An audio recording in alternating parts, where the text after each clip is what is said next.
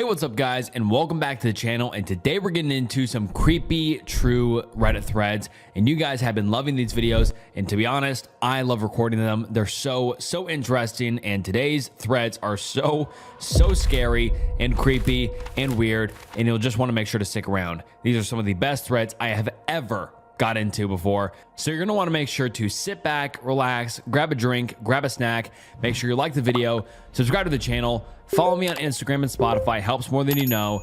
And this video will be long enough already, so without further ado, let's get into some creepy true Reddit threads. My hair is going missing, and I think someone is cutting it off while I sleep, or I'm going fucking insane. That's one hell of a title, but let's get into it. Okay, so I'm getting really weirded out because chunks of my hair seem to be going missing.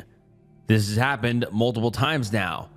I really want to believe I'm either going insane or I'm cutting my own hair in my sleep, because I really am having a hard time finding a rational explanation other than my hair has decided to be extremely weak on certain strands, causing it to break off in chunks only at night, or it's being intentionally cut by someone. I live in California, so it's hot, and I've been putting my hair in a ponytail every day and wear it to sleep. I have bangs and some side pieces hanging out to make it frame my face. I always make it the same length on both sides and try to have the same amount of hair on both sides. Last thing I do before I go to bed is brush my teeth, so every night I look at myself in the mirror. I always try to have perfect hair since I live with my significant other, so I'm pretty aware of my hair. I feel like if this hair was falling out off throughout the day, I would have noticed in the mirror. If it's falling off in my sleep, it'd be in my bed. I sleep alone in a separate bedroom from my significant other for quiet, so he wouldn't be moving my fallen hair from my bed. The first time this happened, I thought it had broken off. It was a small chunk, but still a chunk of hair that was just much shorter one day. I was shocked because it was so short they always became flyaways. This was on the top of my bangs. The next time it happened on a side piece of my bangs. It was much shorter, but again, attributed it to breakage because I have thin hair and I toss and turn. Third time happened on opposite side. This time really short, but again, a small chunk, but enough to notice.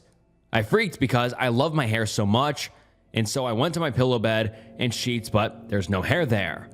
Like none. That freaked me out even more. I think either, number one, sleepwalking, cutting my own hair. Number two, I'm going crazy, cutting my own hair, then forgetting. Number three, my hair is weirdly weak in certain strands at certain times and is breaking off in literal chunks and then disappearing. Or number four, someone/something is cutting my hair while I sleep. I really hope it's one of the first three. I called a friend and showed him, and he thinks it's my significant other doing this, but I don't think so. I'm thinking of recording myself while I sleep so I can see if it happens again, or maybe I'm just losing my marbles because rereading this right now, and it definitely sounds like I could be extremely paranoid. And I mean, this is wild. I read this post and I'm like, there's no way this lady doesn't know where her hair's going.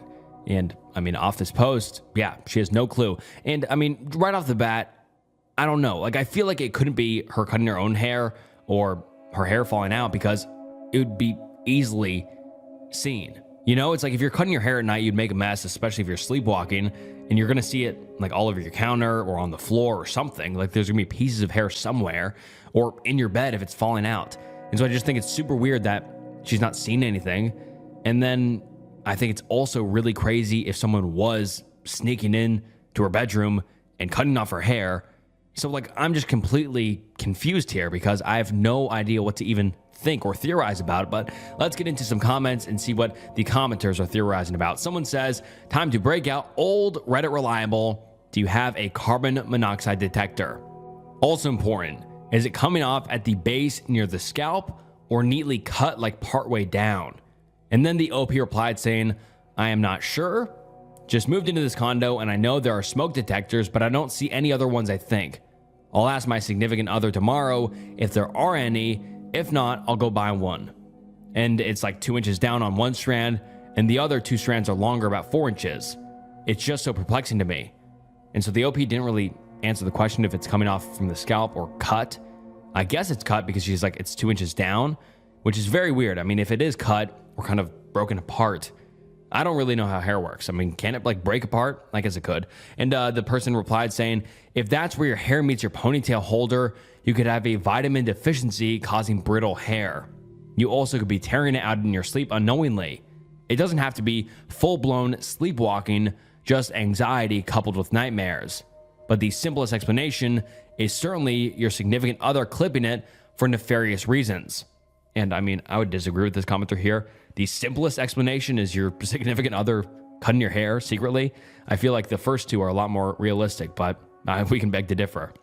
And then the OP replies to this saying, unfortunately, no, these are pieces of my hair that are always loose because they are my bangs and too short to be pulled into a pony.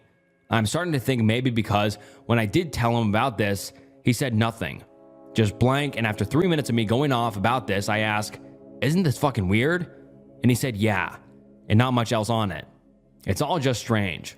And I mean, that is pretty weird though. If the significant other's kind of blowing it off, I mean, maybe he has some sort of weird interest in hair, but I really don't know. This has me kind of perplexed so far, but let's look at some more comments. But why did your boyfriend keep quiet when you mentioned it? Does he think you fuss with your hair too much in general? How else is he around you? We have a sleep app called Sleep Cycle. I'm not sure if it's in all countries. The paid version records any sounds as you sleep, or if you sleep with your door closed, hang a bucket full of empty soda cans on the handle. Old school alarm. And then the OP responded saying, I think he might have not known how to respond to such a weird situation.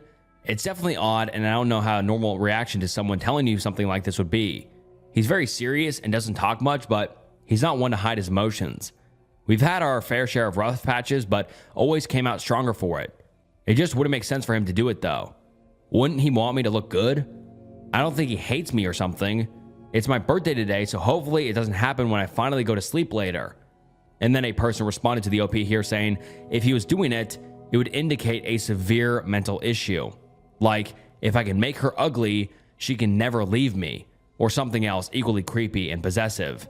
So if it is him, please get the fuck out. And that's a good point. I mean, some people think in really weird, strange ways. I'm not blaming the boyfriend here, but yeah, some strange people do think that way. They're like, if I can make her ugly, they can be mine forever. That sort of weird shit. And so that's a possibility, but I don't know. And then the OP did say, you know, it's a weird situation. He wouldn't know how to respond. I disagree.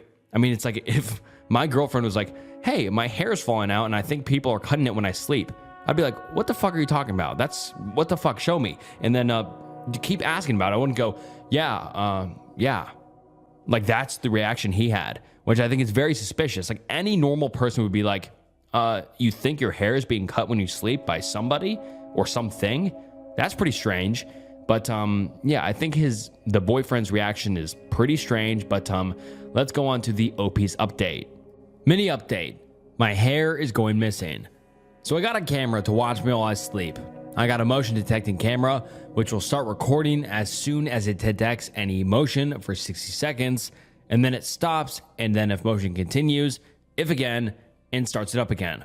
Also, this OP uses basically no punctuation, so I'm going to try my best to read this. Because I had thought it was me doing this, I had told my partner, and he went out, and we got the camera. We set it up, and both had the app on our phones, and I go ahead and go to sleep, and I wake up, and there's about a minute missing. There is a moment on the camera where it doesn't catch him getting out of his bed, and what it catches is him getting back into bed. So there is a part where it doesn't catch him getting out of bed, and it really just bothered me. I brought it up to him. He said he knew what happened. He hadn't touched it, and that was that. He got pretty upset that I felt violated. The night before, I had gone to dinner with my mom and told her, and she thinks it's my significant other. It was me, him, and my mom at the dinner, and I brought it up, and all she said was, set up a camera, and you're going to catch who is doing this to you, and then I want you to text me, and I will tell you what the next steps are. Today, I called my psychologist. He too thinks it's my significant other. He wants me to leave him immediately, as my significant other is the only logical explanation. I showed him my hair, and he thinks it's being cut. I still don't really believe him, and he understood and said he set up a separate camera, where your significant other doesn't have access to it. So that is what I'm going to do. But my psychologist said it is my significant other, and he feels that I will need proof to believe it at this point. So as apprehensive as he was about the situation, he advised me to still try and catch what's going on the camera. So we will see.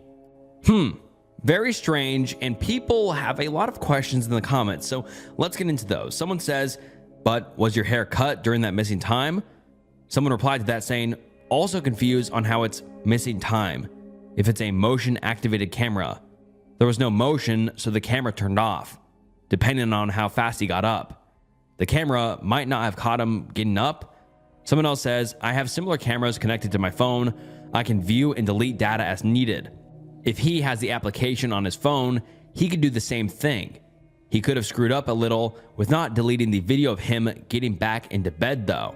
Someone replied to that saying, right, so then if you were concerned that your partner who normally sleeps in another room was stealing your hair, you wouldn't give them access to the app or tell them to sleep in your bed, right? There are clearly red flags in the relationship if the psychologist is saying to leave him, but this proves nothing about him stealing your hair. And then the OP replied saying, again, I thought it was actually myself doing this.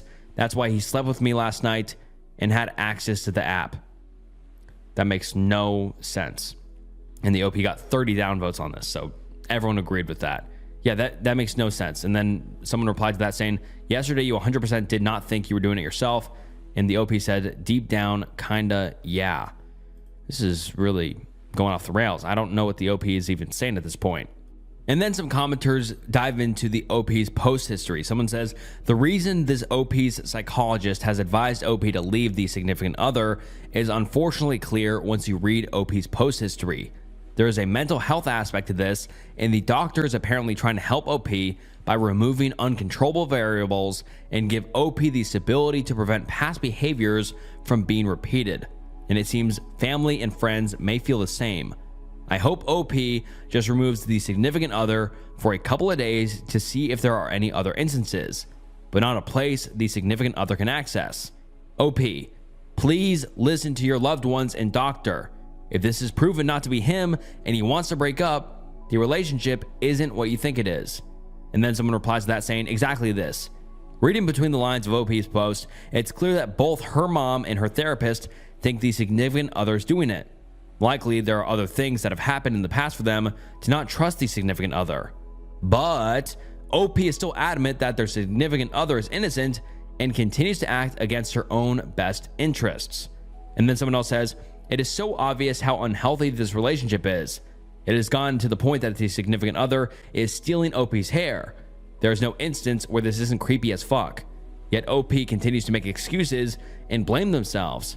If their therapist, real life family, friends as well as a bunch of internet strangers can't convince OP they should get out of the relationship immediately, then I don't know who can.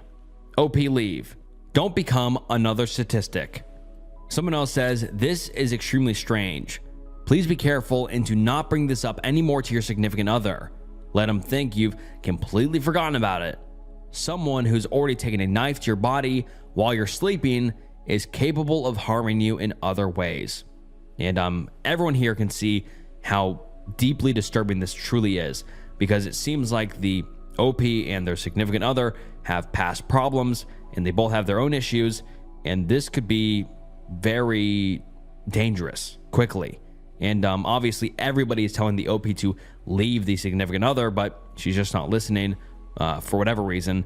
And yeah, this is just very concerning, and everyone in the comments, as you have heard, is very, very concerned, understandably so. And then somebody else says, I say this as someone who thinks 95% of the people who come to this subreddit are overreacting. You are underreacting. Your boyfriend is abusing you in your sleep.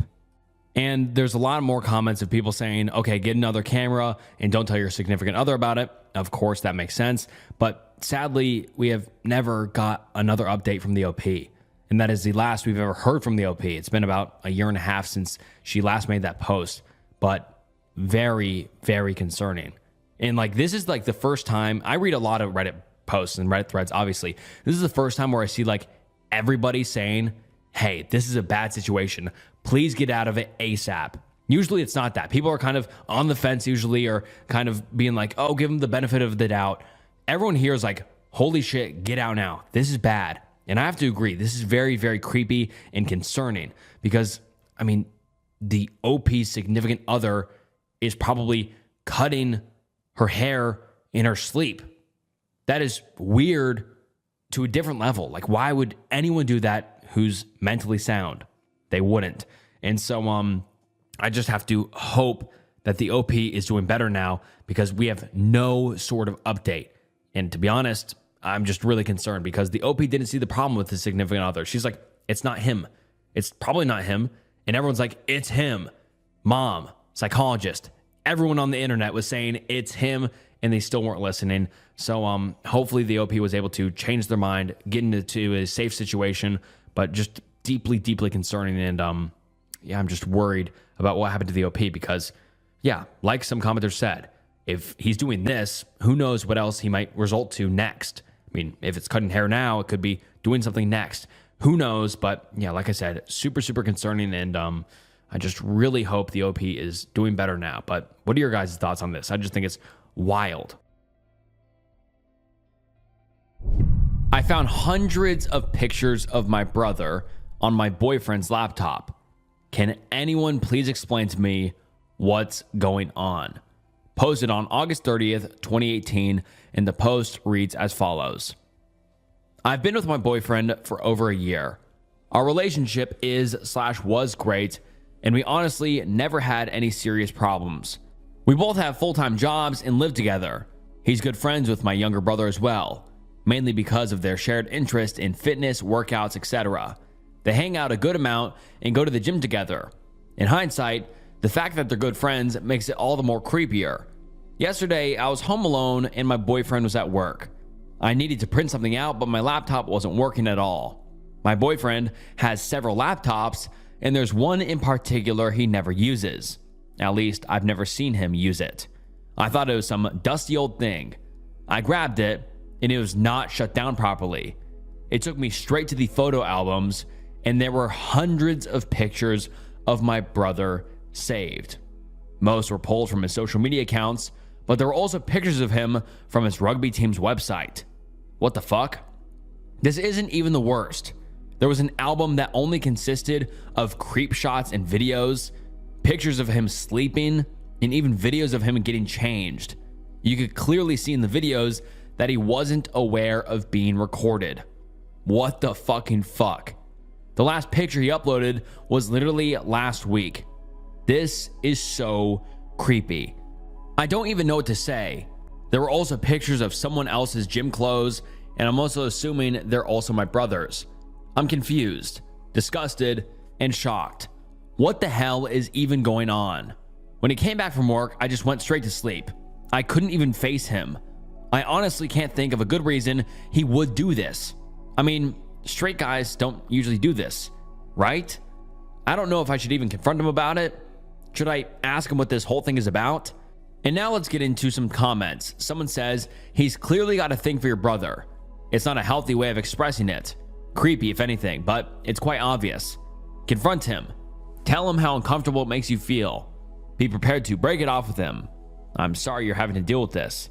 And then the OP replies saying, it's weird because I never even suspected that he has a thing for my brother. I would have noticed something like that. I honestly just can't believe it. The OP then added something in the comments saying, I was talking to my brother the other day and he told me that his dirty clothes keep going missing and that he's convinced someone at the gym or other places keep stealing it. I just found it kind of funny / weird at the time, but now I'm thinking it's way more fucked up. Oh boy, this could escalate quickly. Let's keep going. Someone else says, it's not just that your boyfriend is attracted to your brother, but that he's clearly obsessive. I'm a single guy and I will look at Facebook pictures of my crush, but I don't save them to my computer. That's super creepy. And him taking pictures of your brother sleeping sounds criminal. This is a lot worse than your boyfriend being secretly gay. And then someone replies saying, in my opinion, saving them isn't so much the concern as is taking creep shots of him. That's a serious WTF. And then someone else replies saying, I would take the laptop and show my brother, then go to the police to report it. Someone else comments saying, I don't recommend confronting him alone. This is some very unhealthy stuff, and I feel like if you corner someone with this sort of thing, he may react in a way that puts you in danger. Don't do that, even if you crave the dramatic airing. Someone else replies saying, yes, I suspect the boyfriend will react very poorly to the OP confronting him. And this is a big revelation that could potentially bring to light something the boyfriend wants to hide and is ashamed of. This could be really dangerous to the OP. And then the OP gives us an update saying, sorry to disappoint, but this isn't a positive update. I'm still trying to mentally process it all, hence the delayed post. I grabbed the laptop to take pictures of the photo albums, and I found way more stuff than I originally stumbled upon. A lot of commenters in the original post said that he probably used me to get closer to my brother. I didn't quite believe it at first, but they were right. While I was taking pictures of the photo albums, I found even more folders. He began saving these pictures 4 to 5 months before we started dating, and my brother didn't even know him at the time. That realization sent chills down my spine. I also went on the internet, the bookmarks, the browsing history. It was all horrific. I'm not going to elaborate because it's honestly sickening. It's clear that he has an obsession with my brother and extremely violent and disturbing fantasies about him. I'm not talking about bondage, although some of that was there too. This was absolutely messed up, scary stuff. I cannot believe that I was so clueless about everything. I went over to my brother's place and explained everything. Showing him proof on the actual laptop, he was shocked / creeped out, of course, but didn't believe that my ex was behind this for different reasons. But he's not gay. He wouldn't do something like this, etc. I wanted to go to the police, but he completely refused.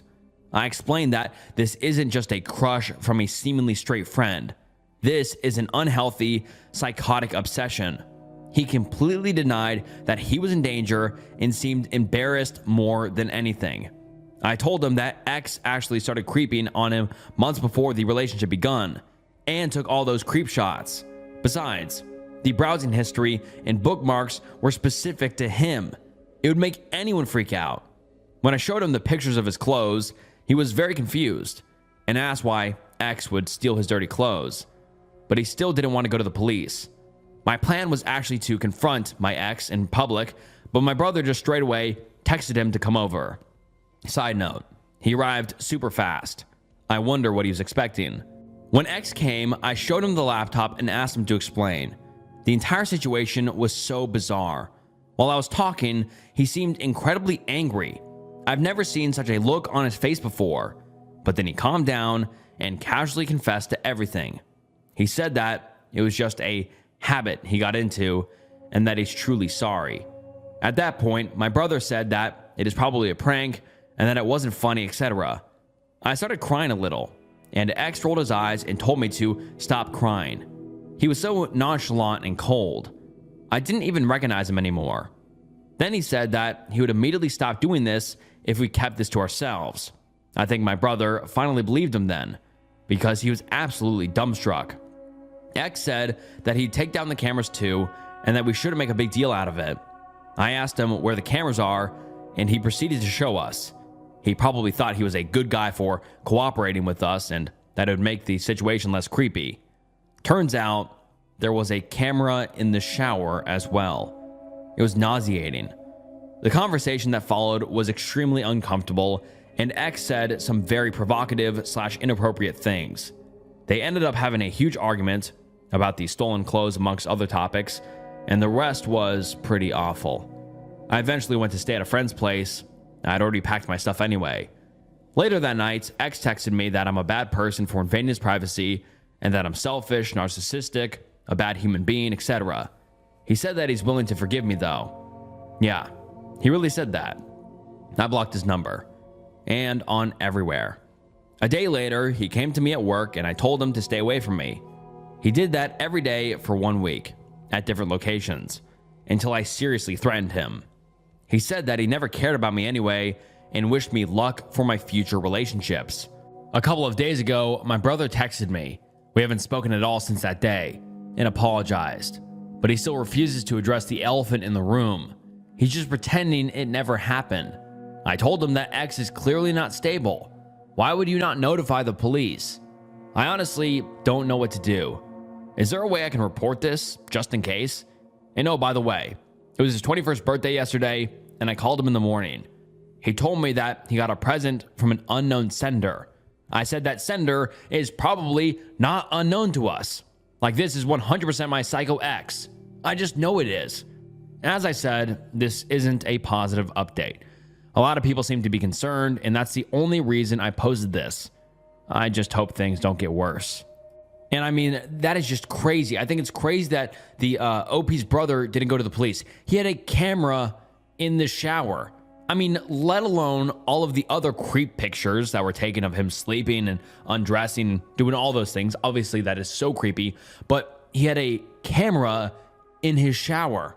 That was probably like a live stream almost. Like, that is as intrusive and disturbing as it can get. And you could easily go to the police with that information. But for whatever reason, neither the OP or the OP's brother wants to go to the police to report this.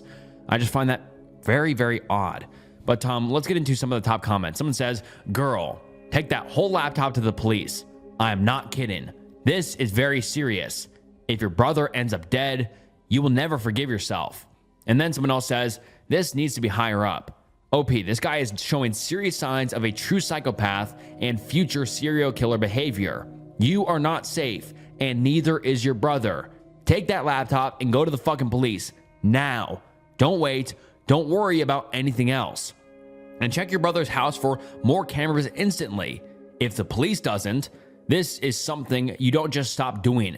It's still happening now. You didn't notice before, and you probably wouldn't have noticed it for months if you didn't look on the laptop. The way he talks to you and views the world is truly disturbing, and the way he told you to stop crying, that's psychopath behavior. How he went calm, same thing. There is a real fucking chance he will try to be near to your brother in some other way, and he'll do something much worse to him than just pictures. Go to the police. Stay safe." And I absolutely agree with both of these commenters. Like, this guy is showing clear signs of just obsession of the OP's brother. He's not going to just stop. People like this don't just stop until they get apprehended or seriously disciplined in some sort of way. Like, this guy is not going to just be like, you know what, I got caught, I'm going to leave it. No, he's going to keep stalking the boyfriend or the OP's brother, most likely, which is very concerning, obviously, but that's the exact reason why the OP needs to go to the police. They can't just leave it. And also, the commenter brought up a good point. There's probably cameras elsewhere. I mean, the shower obviously is like a relatively obvious one for a creep to put it, but it could be in his closet, in his bedroom, in another place in the bathroom, anywhere. Like, you have to comb the house for any other extra cameras, because that's probably not the only one.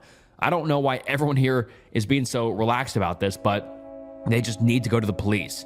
And then the OP left us with one final comment saying, "I definitely won't post another update. This is the last one." And I forgot to mention, but I have the laptop. He said that he was doing us a favor by letting us keep it. I mean, he didn't really put up a fight about it, but thanks for your concern either way. And that is the last we have ever heard from the OP, and just a very weird situation. I wonder if the OP ever went to the police about this. I mean, I would have, but they seemed very against going to the police for whatever reason, and just a very odd and creepy situation, because most likely the OP's boyfriend, or ex-boyfriend now, will continue the stalking one way or another. It's just very concerning, and hopefully nothing else came out of this, and hopefully the ex-boyfriend stopped stalking, but who knows with these people. And now I just hope that the OP and the OP's brother are safe now and away from this obsessive stalker. OP's journey from Redditor of the day to the most hated person on Reddit. And I did talk about this user in one of my old disturbing Reddit users videos, but I never read out the full, story and the full posts and threads and all of that stuff. So let's get into that now. And it is very, very disturbing, but let's get into it. And just a quick synopsis beforehand, this is a deep dive post that peeks behind the curtain into the life of a person who went from being a beloved Redditor and mentor to one of the most hated Redditors of all time. And the OP posted, "Reddit Can you please help me? For 5 years, I have lived with this and I do not know what to do. And the post reads as follows. I hate to put something this personal out to everyone on Reddit, but I am desperate. 5 years ago, on Internet Marketer agreed to do a venture with my company at the time. He then tried to claim I owed him thousands of dollars in commissions, which was false. He threatened that if I didn't pay him, he would ruin my reputation. He posted a false rip-off report on me in 2005, a total lie, claiming I stole from his checking account. This now comes up as the #1 search result on Google when searching for my name. In 2005, I started losing clients. Sales became impossible to make. Sometime later that year, I ended up losing the company, which was at the time low-end valued at $600,000. I lost everything.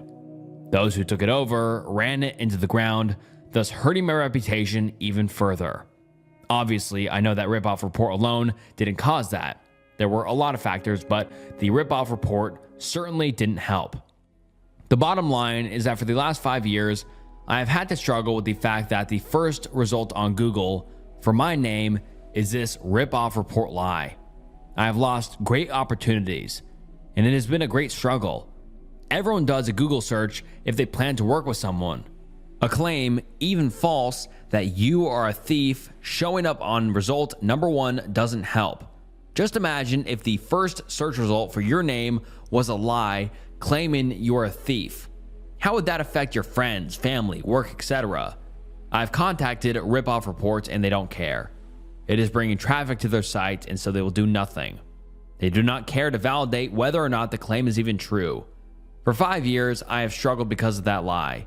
Even friends and family want me to explain it. I did not do anything wrong. I've tried to do good for others continually, and to have all of that shoved aside because of one very loud lie, I must admit, is quite depressing. Is there anything I can do here? Does anyone have a suggestion for me? And then the OP makes an edit saying, totally unrelated, except in the whole let's mess up Carl's life area. Another company has been selling stuff on YouTube/Google video using video excerpts of me from a presentation I gave a few years back.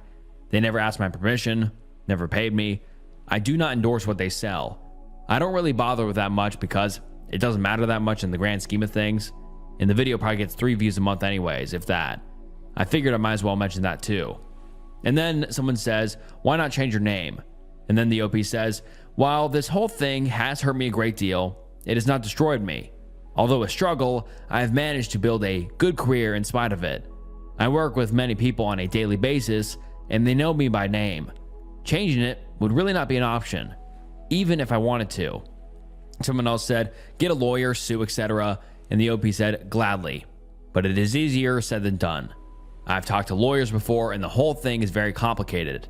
There are multiple states, multiple entities, etc. Do I sue Google, rip-off report, the individual who posted it? Do I sue in Arizona, New York, Pennsylvania? For what do I sue for? At what cost? I have no idea where/how to begin. Most lawyers I talked to basically told me it would cost a lot of money, tens of thousands of dollars, and I would more than likely lose than win. Also, there are statutes of limitations, many complex factors. I would gladly pursue that if I had some kind of concrete plan. I do not want anyone to post negatively about the individual who did this. I will not stoop to that level, and I hope no one else does either. Being on a rip-off report is a very lousy experience, and I do not wish it on anyone.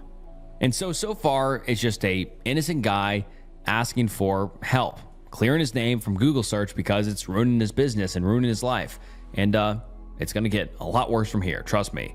And then the OP says, in short, for those willing/able, creating links with Carl Harold on pages already indexed on Google, as well as creating pages that are indexed on Google that have Carl Harold in the title will help. Basically to help push this ripoff report down in the search results, hopefully. Last night, I registered my name with a bunch of different .coms, as was suggested. Somehow, I have no clue how, but somehow the .com didn't go through and ended up getting registered by some Chinese company this morning.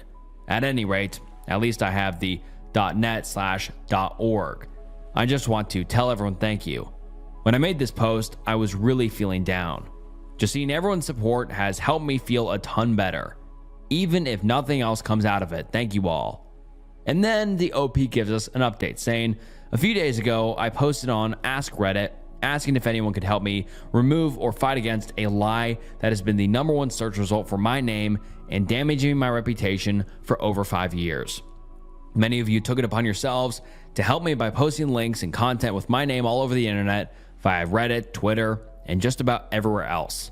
Amazingly, so many of you did this that for part of June 30th, my name was actually the 5th most searched for item on Google worldwide, even beating Larry King on the day of his announced retirement. Many of those searches came from people who just happened to see my name from your posts and went to Google to figure out why so many people were saying it. Reddit, in a matter of less than 12 hours, you shifted the search behavior of the entire internet in much the same way as a major geopolitical event. At least tens, if not hundreds of thousands of searches were done for a search term that prior to the point had few, if any, searches. Enough searches were done to result in the automated creation of over 200,000 new web pages containing my name. Many of these pages were automatically created by companies that create content pages designed to rank high for popular search terms. The overall effect has been a brute force nullification of the web page containing the lie.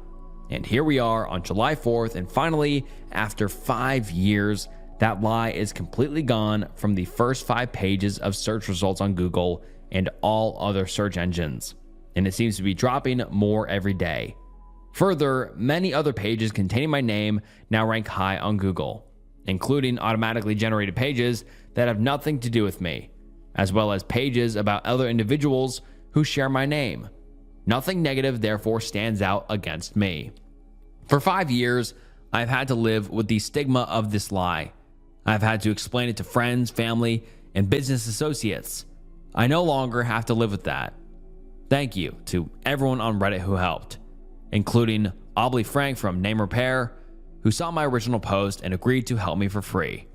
In the post we just read is an example of how Carl presented himself as an inconspicuous and normal Redditor who people were glad to help. And now brace yourself for the rest of the post, which summarizes his online and real life actions, and they are nothing short of horrifying. A user created a post on r/unresolved mysteries that exposed every part of Carl H. Titled, "Carl H. once made a following for himself online with his free computer programming lessons, but was later exposed as a horrific psychopath with ties to an interstate exploitation ring. He committed S-word in prison and escaped justice. So what were the full extents of his crimes?" And yeah, that escalated quickly. From the innocent guy we were just kind of talking about earlier and reading his post, him just wanting to clear his name, to a man who had links to a interstate exploitation ring. Horrible. And now let's get into the post. Carl Harold had some minor internet fame before, and after, he committed some of the most horrific crimes imaginable. Carl is a unique kind of internet horror story, and has fascinated me for a long time. While he left a footprint online, what he did is shrouded with mystery.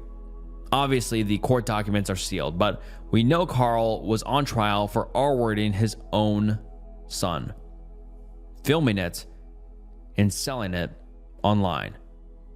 However, this wasn't really a contained situation at all, and Carl's S-word left a string of unanswered questions. Let me explain. Part 1. Carl the Redditor. I'm summing up Carl's life here. We don't know his exact date of birth, but since he was 33 in 2014, let's say he was born in 1981. For reference, according to law enforcement, Carl was born and raised in Wyoming, but never stayed in one state for too long as an adult. Carl joined Reddit in 2006 and was one of the earliest users, and his account is a treasure trove to understanding his mind. In his early days, Carl was mostly active in debates about religion and politics. He was a real Bible thumper back then, and notably went to war with people on the comment section of a clip from Jesus Camp where he argued that he had grown up Christian and attended Jesus camps and it had never done him any harm. This is actually the most we know about Carl's early childhood. Carl's religious beliefs were strange and a little extreme. He believed cursing was morally repugnant. He thought homosexuality was a one-way ticket to hell, and most Christians are more lenient on it now, and was sick of people justifying it. He had a unique belief that it was a sin not to tell people they were sinning, and claimed support for the Westboro Baptist Church. His beliefs were so extreme, he said he was going to homeschool his then 3-year-old son to protect him from being drilled with atheism. In a badly aged comment, he says this: "I would prefer the balance to be tipped towards me as opposed to tipped toward the school. Perhaps my child will spend 3 to 4 hours in a real school each day and spend the rest with me. Actually, I really like that idea." And like the original writer said, a badly aged comment. So disturbing. But let's continue. In 2009, Carl started to offer completely free computer programming lessons on Reddit and YouTube and did really fucking well. They were apparently as good as a college course. They're still up, so try them for yourself. And he was a great teacher. The worst part is that Carl put genuine effort into these. They were by no means half-assed. And since he was making no money from them, well, that's pretty amazing, right? He only asked for optional donations in return, which would be a very good way to launder unexplained money. His lessons didn't go unappreciated, and he became something of a Reddit superstar. Carl reveals a lot more about his personal life in this narcissistic Ask Me Anything in 2010, where he's obviously embraced his Reddit celebrity status. He says that, at 22 years old, he was a high school dropout with no money who started his own company. He claims he taught himself programming in middle school, and the gist of his company was that it would actually work for companies tracking how much people viewed their websites. Carl comes off arrogant and dull here, droning on about the inner workings of his company, as well as how he's oh so clever. However, he says the company was really no success because he said he made terrible business decisions and it went under. He says he used to make a lot of money, but went broke and started to struggle with money in 2004/2005 because of personal things. This is when his son would have been born, and said he had done it for years, but his financial situation has been picking up for unknown reasons. One commenter joked that Carl lost his business because he spent it all on escorts and booger sugar, and Carl replies, "The most I did with my money was take my wife to Hawaii." Around the same time, Carl told a story about why his business really went under. Apparently, he was blackmailed by a guy he worked with, who eventually left a rip-off report that said Carl stole $1,000 from him. Carl's business went under from there, and this relates back to what we read in the beginning, which was Carl's post. He said this is the first thing that comes up when you Google his name, and he wants it gone. The commenters went through an actual effort to change this by posting positive comments about him online until the rip-off report was buried. In his next post, Carl thanks everybody who helped. Just read the comments and see how much everybody loved this man. Anyway, Carl was a businessman at heart and knew how to manage these people.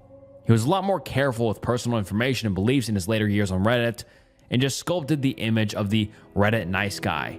He replied to every comment he got like he was replying to a work email. Really, you can tell there's something off. He never has a laugh with people or seems passionate. He's a machine. In Carl's 2012 Redditor of the Day post, he declares some personal information. He says that he lives in New York. He says he is married. He says his family is the most important thing to him. A comment that always stuck out to me is when someone asks him what the most embarrassing moment of his life is, he replies that he showed up to a girl's house with a pimple. There's just something entirely unnatural about this comment, as though he Googled what embarrassing things can happen to someone and just wrote down something he found. A personal friend of Carl's posted this and filled in some of the gaps about Carl. And what this is basically just how he knew Carl for a long time, and I'm not going to get into it. I don't think it's that necessary for this story. And let's continue. Carl married young and had a horrible relationship with his family. It turned out his wife left shortly after his son was born, and he raised him alone. They said they were shocked as Carl really did seem to love and care about his son. And by late 2013, Carl had stopped using Reddit. Some people questioned it, but in December 2013, articles emerged that said a Carl Harold was arrested for this and began to question if it was Carl H. himself. And what this was felony examination set for man accused of numerous cheese pizza charges. So horrible. And if we get into this, a man accused of several cheese pizza related offenses has had his felony examination set. Carl Harold, 32, has been charged with permitting a child to engage in horrible things and production of horrible things with kids, and more of the cheese pizza. He is accused of videoing and photographing a very young person, and God, it's just so horrible. Harold's felony examination is set for December 11th. He is currently being held on a $150,000 bond in the Madison County Jail. And this is what people saw. They're just like, holy shit, is this the Carl H that everybody loves? And let's continue. Although there is some confusion on how Carl was caught out, it appears police found the videos and identified Carl's son, him or Charles Donovan, and tracked them down. Carl was arrested in Alabama. Allegedly, Carl had held his son as a virtual captive and inflicted horrible abuse on him for a period of 8 months until his arrest in November 2013. This is the period where he was less active online and eerily dropped in to say he'd been online less because of family issues. His only source of income was his programming courses, and he worked from home. Charles was his domestic partner / husband and was being charged as a confidant. This is also weird, as Carl was very defensive about being straight and actively hated gays. That's their words, not mine. The son had been subjected to horrific abuse. Like, I can't even begin to speak these words. And reportedly, whatever had been done to him was so bad that jurors left the room to puke. Oh my God. Carl was charged with filming these crimes and sharing them online. Charles was not charged with this, and weirdly, most of Carl's charges were to do with conspiracy and complicity, and only Charles was charged with the bulk of the issues. Charles was charged with giving the young person, and the young person being Carl's kid, an STD. Jesus, man. And Carl didn't get that. Carl denied everything to the point of actively interrupting detectives when they testified what he had done. While it might seem Charles was the true ringleader in this situation, Carl was pulled up on more than this.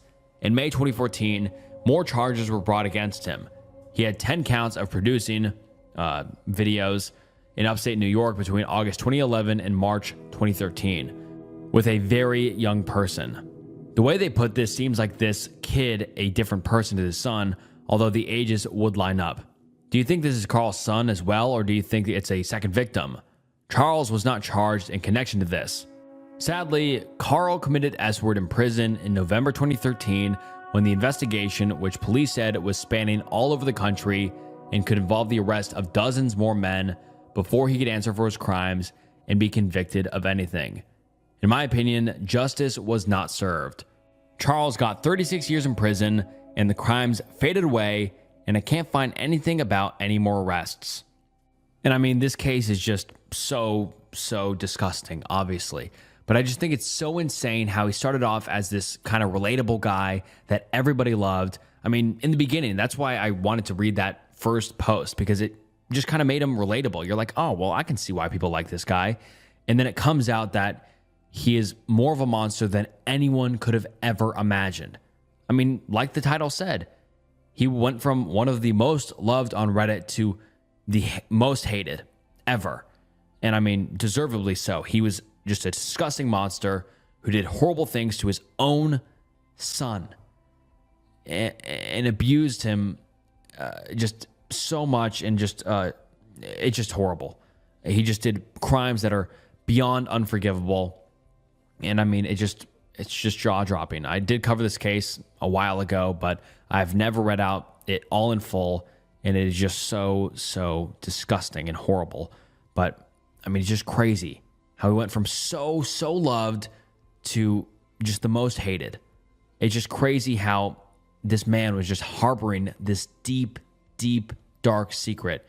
And I just think it's so disturbing how some people have some of the most darkest secrets that no one knows for a long time until it eventually comes out, like we saw here. But at least he got some sort of justice, and he's not still free doing whatever he was doing. But yeah, it's just so horrible. And I feel so bad for his son. Hopefully his son is somewhat recovered and living a better life now, away from his horrific abuser. My old stalker is back, and my husband is making me feel like I'm the crazy one. Hi. Sorry, this is my first time writing in, and I don't know what to do, so I'm just going to jump in.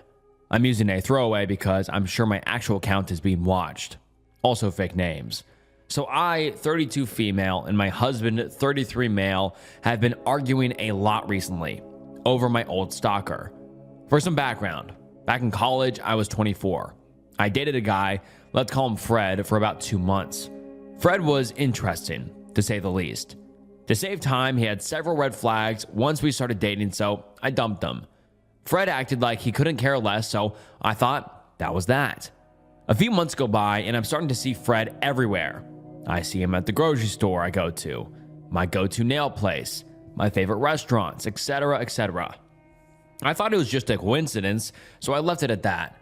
A year after our breakup, he starts messaging me, telling me he was the happiest with me and that he misses me so much. I called bullshit and blocked him. Then things started to escalate. Fred changed numbers every time I blocked him, made new social media accounts, and I started to see his car everywhere. I tried getting a restraining order against Fred, but since he hadn't done anything to me, they couldn't do anything. A few months later, I was walking to my car at night. Fred, coincidentally, saw me walking alone and offered me a ride home. I said no, that I had my own car, and kept walking. Fred proceeded to get out of his car and tried pushing me to his car. I punched him and ran to my car. I drove away, and luckily, he didn't follow me. I tried again to get a restraining order, but it was basically his word against mine. They gave me a temporary restraining order, but that's it.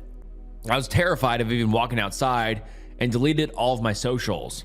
Thankfully, a very close friend, let's call him Pete, stepped in to defend me. Pete ended up threatening Fred, and I finally stopped hearing from Fred. I felt free and slowly got back into my normal life. Now fast forward to present day. I'm now married to my husband. I've graduated from college and live alone with my husband. We moved to a nearby city and bought a house together. Sadly, a month ago, Pete died during his sleep, and I was absolutely devastated.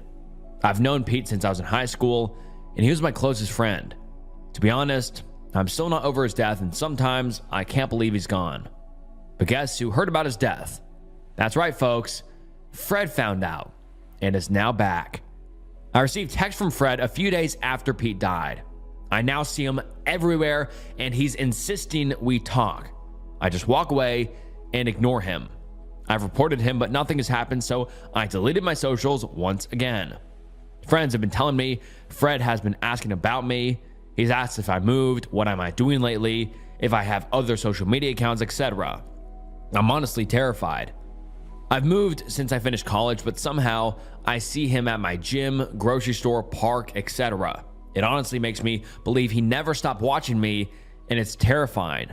I've told my husband about everything, and he says I'm overreacting or just plain ignores my concerns and changes the subject. I've argued that he doesn't care, and he argues back asking, what do I expect him to do? He says that Fred doesn't know where we live and that we'll just change gyms. My husband is telling me to just change my regular routine and stop going to certain places. He says it's no big deal and Fred is harmless. I'm like, Fred tried to force me into his car. How is that harmless? My husband has been distant ever since this started, and I feel alone. I don't want to tell my friends in fear. They will tell Fred. I can't go to my family because I'm in no contact with them. And of course, my husband couldn't care less. I need advice. What do I do? Am I crazy? Should I just change my gym and my routine like my husband says? Part of me just wants to move completely, but another part is basically asking myself, why do I have to uproot my life and change everything because of him? Can't he just leave me alone? It's been like 10 years already, and I want to move on from this. Should I just talk to Fred, hoping he'll finally leave me alone? And people in the comments have a lot to say. Someone says, I actually considered divorce over this. The way he is completely dismissing your very valid fears would be a deal breaker for me. He says Fred is harmless. Ask him what makes him believe that. The fact he is telling you to just change your routine just makes my blood boil. If you change your routine, the stalker feels satisfaction because he is able to control part of your life by what he is doing. And I do agree with that. And the OP does reply to a question of, what does your husband think? And the OP says, my husband thinks I'm overreacting and says if anything happens that Fred will end up in jail. And I hate when he says that because what does it even mean? Do I have to end up in a ditch for that I can finally be left alone? And I completely agree. That is like the worst way to think about it. Why would you be like, well, if he does anything, he's gonna be in jail? Well, that means Fred has to do something horrific to end up in jail. Why would you even want to subject your wife to that instead of doing something or saying something and helping her out? Like, that is just an idiotic way of thinking. And then the OP gives us an update saying, small update and some more information about my stalker situation. I'm still new to posting on Reddit, so for the first part of my post, it should be on my account. My friends don't talk to Fred, and they are aware of the situation. Fred has reached out to them randomly, asking about me. They have reported and blocked him as well. Now for the update.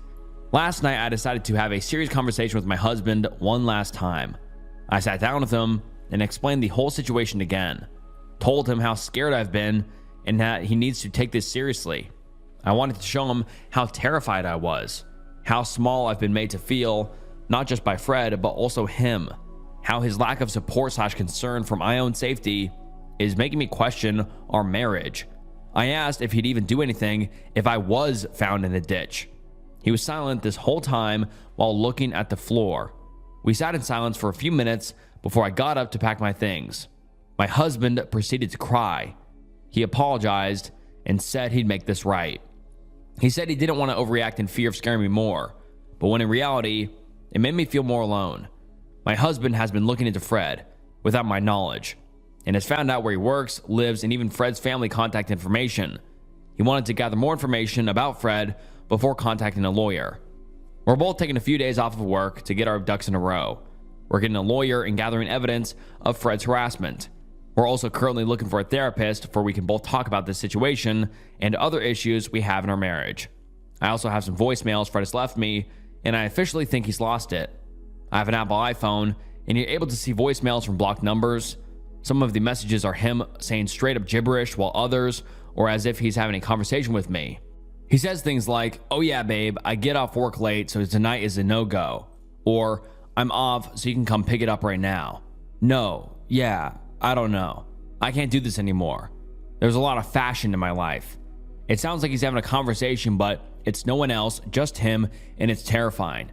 My husband does feel bad and is trying his best to console me. He has apologized repeatedly for making me feel lonely and has been more supportive/open. Currently, he's looking through my car to check if there's anything that might be giving my location of Fred. I'll keep you all updated if we find anything or if anything else happens. Thank you all for your advice and support. I've posted another update, so I think you can find it on my posts. And I think it's just kind of weird that the OP's husband wasn't telling the OP about it the whole time. It's like, why wasn't he just being open about it, being like, I'm looking into Fred, instead of making his wife feel alone, you know? I think that's very odd that the OP's husband was just kind of keeping that a secret, even though they could have collaborated on the effort of finding more information on him and getting a case against him. I just find it strange that the OP's husband was doing that separately. But let's get into the OP's second update, and it reads as follows. Wasn't sure if I should make an update, but decided to anyways to maybe get some advice. Thank you to everyone who gave me advice and encouragement. I finished listening to the book, The Gift of Fear, and it really opened my eyes to a lot. Now onto the update. After my husband didn't find anything in my car, I still felt something wrong, so I took people's advice and took my car to the mechanic. I told my mechanic about my situation and if he could take a look at my car. And to my horror, a couple of days later, my mechanic found a small little cube that was placed hidden under my car. At first, I really wanted to believe it was just a part of my car or something, but my mechanic explained that it wasn't and it was deliberately hidden. The cube is really small and magnetic. I called my lawyer right then and there and told them everything. I got pictures of the GPS and where it was placed. I thanked the mechanic and drove to my lawyer's office. At this point, I was shaking and wanted to cry. How long had the GPS been there? How long has Fred been following me without my knowledge? Was he watching me at the moment? Is he going to add another one? I called my husband to meet at my lawyer's office and told him everything. At the office, I just wanted to disappear. I wanted to run away and not look back. I was terrified and I felt so violated, knowing I was being watched for who knows how long. With everything we had gathered, my lawyer was able to get a temporary restraining that same day. We are currently going through the process of getting a restraining order where I will have to go to court and see Fred again. My lawyer says the process can be long and draining, but it's something I do need to get for my own safety. I got a bit scared and had my husband's car also checked for anything. Thankfully, nothing was found in his car. I started feeling watched at home, so I had my whole house turned upside down looking for anything maybe Fred had placed. Again, thankfully, nothing was found. I've told my neighbors about what we found and to keep an eye out for anyone suspicious. I've also started my safety training for handling a gun and shooting, and still trying to get my CCW, but it can be a long process. Thank you again for everyone who's given me advice, and I'll keep you updated if Creepy Fred tries anything. And yeah, that is just so terrifying. I mean, obviously it was already creepy, but Fred placed a GPS tracker in the OP's car and was stalking him. That is so terrifying. And this is the last update we have received from the OP. It's been about 8 months since we last heard from the OP, and so I just have to hope that everything's going smoothly. But it's confirmed that the stalker was obviously stalking her with a GPS, and the OP is now getting a license to carry and all that, which is good so she can protect herself. But geez, just such a creepy situation. I mean, she's been being stalked from this guy for a long, long time. And like I said, it's been about 8 months, so hopefully nothing extreme has happened. But for now, we're just kind of left in the dark. We have no idea what's happened, but hopefully nothing crazy, like I said. And I just wish the best for the OP and her husband, and for this guy to stop following her and making her life a living hell. My girlfriend tried to push me off a cliff as a joke. My girlfriend, 20 female, is completely crazy, but mostly in a good way. Spontaneous is an understatement. Sometimes she goes too far, but I love her for her crazy personality. I am 18 male and more relaxed, and we balance each other out. 2 recent incidences really freaked me out though, and I need advice. I was driving on the highway with a lot of traffic. We were going maybe 40 miles an hour. She suddenly started tickling me and wouldn't stop when I yelled at her. I jammed on the brake and someone almost hit us from behind. I asked her what the fuck is wrong with her, but she just laughed about it and told me to chill. I said, "What would make you want to do that?" And she said, "I don't know, just felt like it." Then last Saturday, I was hiking with her and I was standing near this steep cliff. I'm usually wary of her because you never know what she's going to do, even though it's usually just a prank or something. I let my guard down and she went behind me and pushed me towards the cliff, and I swear I almost fell off. She did it hard, and I ended up right at the edge. She was laughing so hard. I freaked out and started screaming at her, and I might have been out of line, but holy shit. She laughed about it at first, but then she started crying and saying she was sorry. The next day, she started texting me saying that she didn't mean any harm and she just didn't know, that I'd get so mad at her for doing that. Am I crazy for even thinking about this? Is it possible she's just immature, and if I get back with her, she'll be different? I'm kind of lonely and I really love her, but this really made me rethink the situation because now I feel like she's legit crazy, not just fun crazy. Thanks for your advice. And then the OP said something crazy in the comments. The OP said, "I just remembered that she told me a story when we first met about how she tricked an allergic friend into eating some nuts and how funny it was. I guess I shouldn't have written that off." And then everyone in the comments is saying stuff like, "Dude, you need to get out of there because you might not make it out alive." Someone says, "Bruh, she tried to kill you twice," then proceeded to laugh about it. "The next time, you might not be here to tell the story." And then someone else comments saying, "Your girlfriend has a serious problem, especially seeing you say she gave an allergic friend nuts because she thought she was funny. It's just frightening. This is not normal. This isn't even considered crazy personality. She has some serious mental issues that she needs to be professionally addressed." And then the OP gives us an update. and the update reads as follows. He says, "I've been thinking a lot and I decided that I'm ending my relationship with her. This isn't easy for me. It's hard because I've been with her for almost 2 years, but it's even harder because now I feel a ton of guilt myself as I remembered things that I ignored and how I was only worried about her after I became the victim. I mentioned that point in the other thread, but I feel even worse about it now. I know I was stubborn in the last thread, but I listened to everyone's advice very carefully. You all helped so much. When people brought up the sadism aspect, it sort of clicked. I don't know if it was stupidity or selfishness, but I didn't think of her that way until this week. I just ignored everything she did. I thought about some memories using this new perspective. I remember early this year, her dad got a job at the front desk at this apartment complex. It's hard to explain this place because it was sort of a luxury place and most apartments aren't like this. But I was there once or twice to pick her up, and I remember what the building looked like. There were a lot of older people living there, and right near the entrance of the building, there was an elevator which only went up. Then there was the main elevator, which was kind of far down a long hallway. She had to call that first elevator down after the person was approved to go into the building. One time, me and her were smoking and just chilling, talking about stuff. She was laughing to me about how she would sometimes disable the up elevator and pretend it was out of order. And then she'd watch these older/handicapped people walk down this long hallway to get to the main elevator. She got fired pretty quickly anyway because she activated the fire alarm when there was no fire. When they asked her what happened, she pretended that the computer was glitching and she couldn't stop it. But they believed she did it on purpose, so they fired her. I'm sure some people could have been injured during the chaos. I guess the alarm must have disabled the elevators, so everyone had to grab their stuff and run down the stairs as quickly as possible. I can imagine all these elderly people going down so many flights of stairs. I don't think anyone was injured, but they did fire her, and maybe they're still investigating. I don't know if it could help, but I'm gonna call that place and tell them what she told me and how she admitted to pulling the alarm on purpose. That'll help my conscience out a lot. And like I said, I feel terrible about ignoring this stuff. You might think I'm an idiot or a terrible person myself. I don't know what to say, but when I really thought about this stuff, I decided I just couldn't be with her. I know people will criticize me, and that's fine. This is an update, but also a confession, to be honest, because I have to get that off my chest. And there's a bunch of other stories too that she told me or that I saw myself. I enjoyed her craziness, to be honest, even though I was always on edge, but I thought of it as her being fun and spontaneous instead of sadistic. I guess I'm pretty weird myself. I responded to her text this morning because she was starting to get angry and was sending a lot more texts. I told her I was really sick and thought she couldn't be near me, but that we might be able to hang out again in a week or two. I said I wasn't mad at her anymore, and I just didn't respond because I was sick.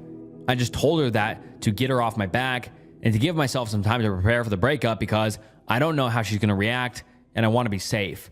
For example, she has keys to my house and I'm living with other people, including kids, so I want to change the locks and make sure we're not tied together in any other ways before I do an official breakup. Do you think that's a smart idea? I could use any advice on the best way to do a breakup in this situation because I'm kind of worried. Once again, thanks so much for all your advice last time and have a good day. And then everyone in the comments is like, yes, absolutely change your locks and let your roommates know and let the kids know. Let everyone know that she might be dangerous or do something crazy. And then the OP gives us a second update titled, well, it's over. I officially broke up with her. I sent a short text earlier today. I wasn't mean, I just said it wasn't working out and we should both move on. She was surprisingly very understanding. She was emotional at first, but I know, despite our differences, that she does love me. When she saw how I felt and when we talked about it in more detail, she was convinced that the breakup was best for the both of us. We talked on the phone and I could tell that her feelings were 100% genuine. I know her so well and I'm really gonna miss her. Before this conversation though, I did a bunch of stuff just in case something went wrong. I tried to change the locks, but I don't want to tell my parents about this because I knew they'd get pissed at me. I couldn't do it without their permission. But now I see it was unnecessary to do it. I also told some friends what was going on, changed my passwords, and tried to close one bank account that we both have access to. It didn't work, but whatever. It doesn't matter now anyway since she's being so good about all this. I'm so happy that it's over and that we won't have any problems. She reminded me about an old Chromebook that she had left in my house. It's been there for months and I forgot all about it. That's the only valuable thing she has in this house, but she's going to come over in an hour or two and pick it up. Then we'll say our final goodbyes. While she's here, she's going to give me back the house key. I told her I needed it to give to a neighbor. I won't lie, I cried earlier today and I'm still very emotional. I know this is the right thing to do, but it's so hard. I could have left the Chromebook outside the house or mailed it to her, but whatever. But I want to see her one more time. I want to hug her again. She loves my little bro and she's always so excited to see her. I want her to make him laugh one more time. I just want a proper goodbye and to make sure we're on good terms. The last time I saw her in person, I was furious and she was crying. I've ended the relationship. I won't go back now, but I can't leave it like it was. After today, it'll be no contact. I'll update you when it's over, so you have the full story of how exactly it went. To address some stuff, I mentioned in the last thread that I was going to report her to the former workplace for how she admitted to abusing those handicapped people and pulling the fire alarm. I decided against it because she's already been fired and I'm pretty sure the management of that place has moved on. I don't want a reporter trying to push me off a cliff either because it might just make her seek revenge in some way. A lot of people wanted me to find the allergic person she gave nuts to and file a report about that, but I don't even know that person's name. She might not have even told me, but I don't remember anyway. I have a lot of incidents I could go on to the police with, but honestly, I'm so happy that our breakup will be so smooth, and I don't want to make it worse. Maybe I'm selfish, but at least for now, I'm gonna avoid taking legal action. Also, in all honesty, I don't think she's too far gone. I think she can change, and I hope she does change, and doesn't need to get in trouble to become a better person. I know she can do it because deep down, she's a good person like we all are. Thanks for all the support. What a crazy time in my life, but I'm glad I got past it. I appreciate everyone's help so much. I couldn't have done this without all your advice. I just can't thank you enough. And it's been 5.5 years since his last update. And he did tell us he was going to update us when it's over. So hopefully he's not dead, because he said he was going to update us right after. And yeah, like I said, it's been 5.5 years since the last update. And I looked at his account and literally the last comment he ever made was, "She'll be here in a few minutes, so I'll tell you all how it went in a little when we're done." So that's pretty concerning. I mean, I'm not saying the OP's girlfriend killed him, but that's concerning that he literally said, "She'll be here in a few minutes, I'll update you guys," and it's been 5.5 years. And everybody in the comments is like, well, fuck, he's dead. I don't know if it's that far, but that is actually pretty concerning. And everyone's saying the same thing. Someone says, "The fact that OP never made another update like he said worries me."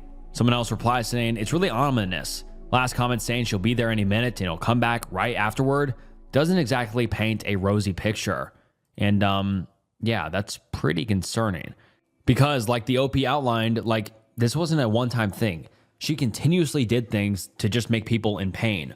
Like making the old people walk the super long hallway because she would make the elevator stop working, pulling the fire alarm so the old people had to go down the stairs, almost pushing them off the cliff, almost making them crash when driving.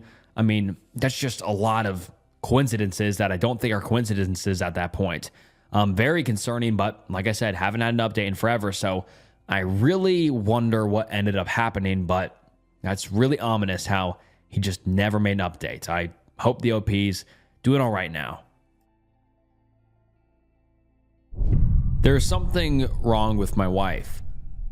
I'm posting here because my wife does not use or even really know what Reddit is, and I can't speak to anyone else but my therapist about it. I've tried asking friends and family, but none of them understand the gravity of what I'm saying, honestly. I'm a 37-year-old man, and my lovely wife, who's 36, and I have little to no problems with each other. However, upon noticing little things that are mounting up to a rather terrifying level, I'm not sure I can ignore this anymore. She's a great person. She's done so much for me this whole marriage in respects that I do not want to have intimate time after a rather traumatizing experience that I don't want to get into. She does little things that shows she listens and cares about me, and I do the same for her. I want to stay with her because we've been married for 10 years now, and she is all I know. But lately, I just don't know what's going on and why she's acting the way that she is. The first notable time was when we found an egg on the curb. We assumed it was from our neighbor, given that they have chickens and maybe an egg rolled out or something. Without a second thought, my wife stomped on the egg. Now, I would have been fine had it been an infertile egg or a cooking egg without anything, but the entire fetus was seen and I threw up. She laughed, saying that it was funny, and at least the neighbors don't have to worry about another chicken. I told myself that it was just an egg and she had no idea that there would be a fetus inside of it. But her reaction afterwards rattled me. I brushed it off because, like I said, I love her. Maybe that is a stupid thing to do. I really love her, but the things continued and my love for her is wavering. Some notable things I remember were stated below. We have a dog, we'll call him Butter. Butter is the most calm dog in the world and housebroken and well trained. However, one time he was very sick and irritated and he went number 2 on the carpet. My wife screamed at Butter. Screamed. I told her to stop because the damage was done already and Butter is a dog who is sick. I cleaned the carpet and she never blew up at Butter again. But it rubbed me the wrong way with how mean she was to him. I understand that she was frustrated, but Butter started crying and trying to give her paw, and she kept screaming at him. My mom passed away in 2020, natural causes, but I was very close with her, and it took many years to accept it. I keep her favorite bracelet on a table with family photos of her and me. One day, it was missing and I had a panic attack. The bracelet was made by my mom's grandfather, and she wore it every day. It was a part of her. But when I told my wife, she told me that she sold it. I sobbed. I wasn't mad at her, just devastated. But soon after, the bracelet was back on the table, and I asked her about that. She started laughing and saying that you should have seen your face. When we were gardening, I noticed I dropped my keys. She was grouchy since it was hot, and she was planting flowers since the morning. When she found them, she threw them at my face and it cut my nose. She felt horrible, but that reaction threw me off. One time after work on Halloween, I was feeling particularly depressed for no reason. I don't blame her for this, but she played a prank on me and jump scared me, something we do every Halloween. I started crying and having a breakdown because it was kind of a last straw for me after my shift. She laughed and kept laughing, then went back to the living room and watched TV. One time on Facebook, we found out that a classmate had been in a car accident. I told her, and she shrugged, saying that she didn't really know her, so it doesn't matter. It's okay for her to not care about the victim, but the poor girl was heavily injured. And my memories of her from school were pleasant, and she genuinely didn't deserve what happened. My wife and I love horror. We are horror fans, but I cannot stand violence against animals. It disturbs me. So when we put on When Evil Lurks, as you can imagine, I threw up. The kicker is that she has seen it, but wanted to watch it with me since she loves it so much. I'm happy she loves it, but I would have appreciated a warning, which I vocalized. She shrugged it off, and that was that. That's a few, but the worst of it happened just yesterday. I tried my hardest to not say anything, but it might be my last straw. I was cleaning up our room and my wife was at work, and I found a journal buried underneath the mattress as I was swapping sheets. For some reason, I opened it and realized quickly that it was my wife's diary. I would have put it back if I didn't see the words on the page. I was horrified. She wrote that when she was driving, there was a line of geese crossing the street. Annoying, yes, but the thing you are supposed to do is wait. My wife wrote that geese are a useless species, so it shouldn't matter if a few get run over. Yes, she ran over 2 geese on the road. Again, I was horrified. I know what people will say, so I'm going to answer a few questions. I love her. I recognize that sometimes her behavior is unacceptable and concerning. I recognize the concern, which is why I'm here in the first place, but you all have to realize that for the past 16 years now, she's been my world. We dated for 6 years before getting married, and it's been 10 years since our wedding. In those 16 years, I've witnessed her go through horrific things, and she's witnessed the same. It's hard to sum up those 16 years, but it's difficult, and I'm already saying too much. I noticed the changes over the past 3 or so years. Even then, in the moment, I didn't see it as an issue until reading that little journal entry. I can't just leave her, but I can't act the same around her after finding that out. I realized that I need to confront her about what I saw, but truthfully, I am afraid. I never knew it was something she was capable of until I read it and started putting the pieces together. Whatever is going on, I don't know what to do with it. She has a therapist, and so do I. She seems genuine, but I don't know what to do, knowing that she willingly killed an animal without any remorse. Honestly, I just don't want to leave her. I met her young, and all I know is her. She's seen me through the most vulnerable parts of my life and vice versa. Her family and my family are basically intertwined. We all love each other. She's basically been there longer than when she hasn't. If I have to leave her, I think that'll be it for me. That'll be all I have. I'm 37, which isn't old, but also not desirable either. I don't even know why she had a crush on me because I personally don't think I'm desirable. I don't even know if this post will make any sense. I don't know if anyone will take the time out of their day to read my struggles. My therapist is on vacation, so I can't tell her yet. I need somebody to talk to because everybody that I'm telling brushes it off since she is a very sweet person to them. I just want to fix this. Edit, answering some general questions. I said she's witnessed horrific things. I mean that a family member of hers has passed and one of our mutual friends passed as well, but this didn't happen until months later. We have no kids. I had a rough experience I won't delve into that made me realize I am intimate, and I will ask her soon. And so just off this first post, you can really tell that the OP is kind of scrambling. I mean, he's really letting it all out for people to kind of digest and give him advice. He just seems very desperate for advice, and I just can't help but feel for him because he's like, my wife is acting completely different, and I don't know what to do. And ever since finding that diary, he's just kind of scrambling and wondering what to do. I mean, just looking for some sort of advice. I just feel bad for him. But anyways, let's get into some of the top comments and see what people's advice is for him. Someone said, I will be super honest with you. I was married for 9 long years to someone just like your wife. The last straw, one of my cats being beaten to the point of her face being so swollen that one eye was shut for a week, and she didn't get out of her hiding spot for 3 days. Urine and feces in the corner of a closet. I guess she couldn't bring herself to make a run for the litter box in case she would encounter him. I was out of the door in a week. It took everything from me, but I knew this would escalate. Don't wait too long, OP.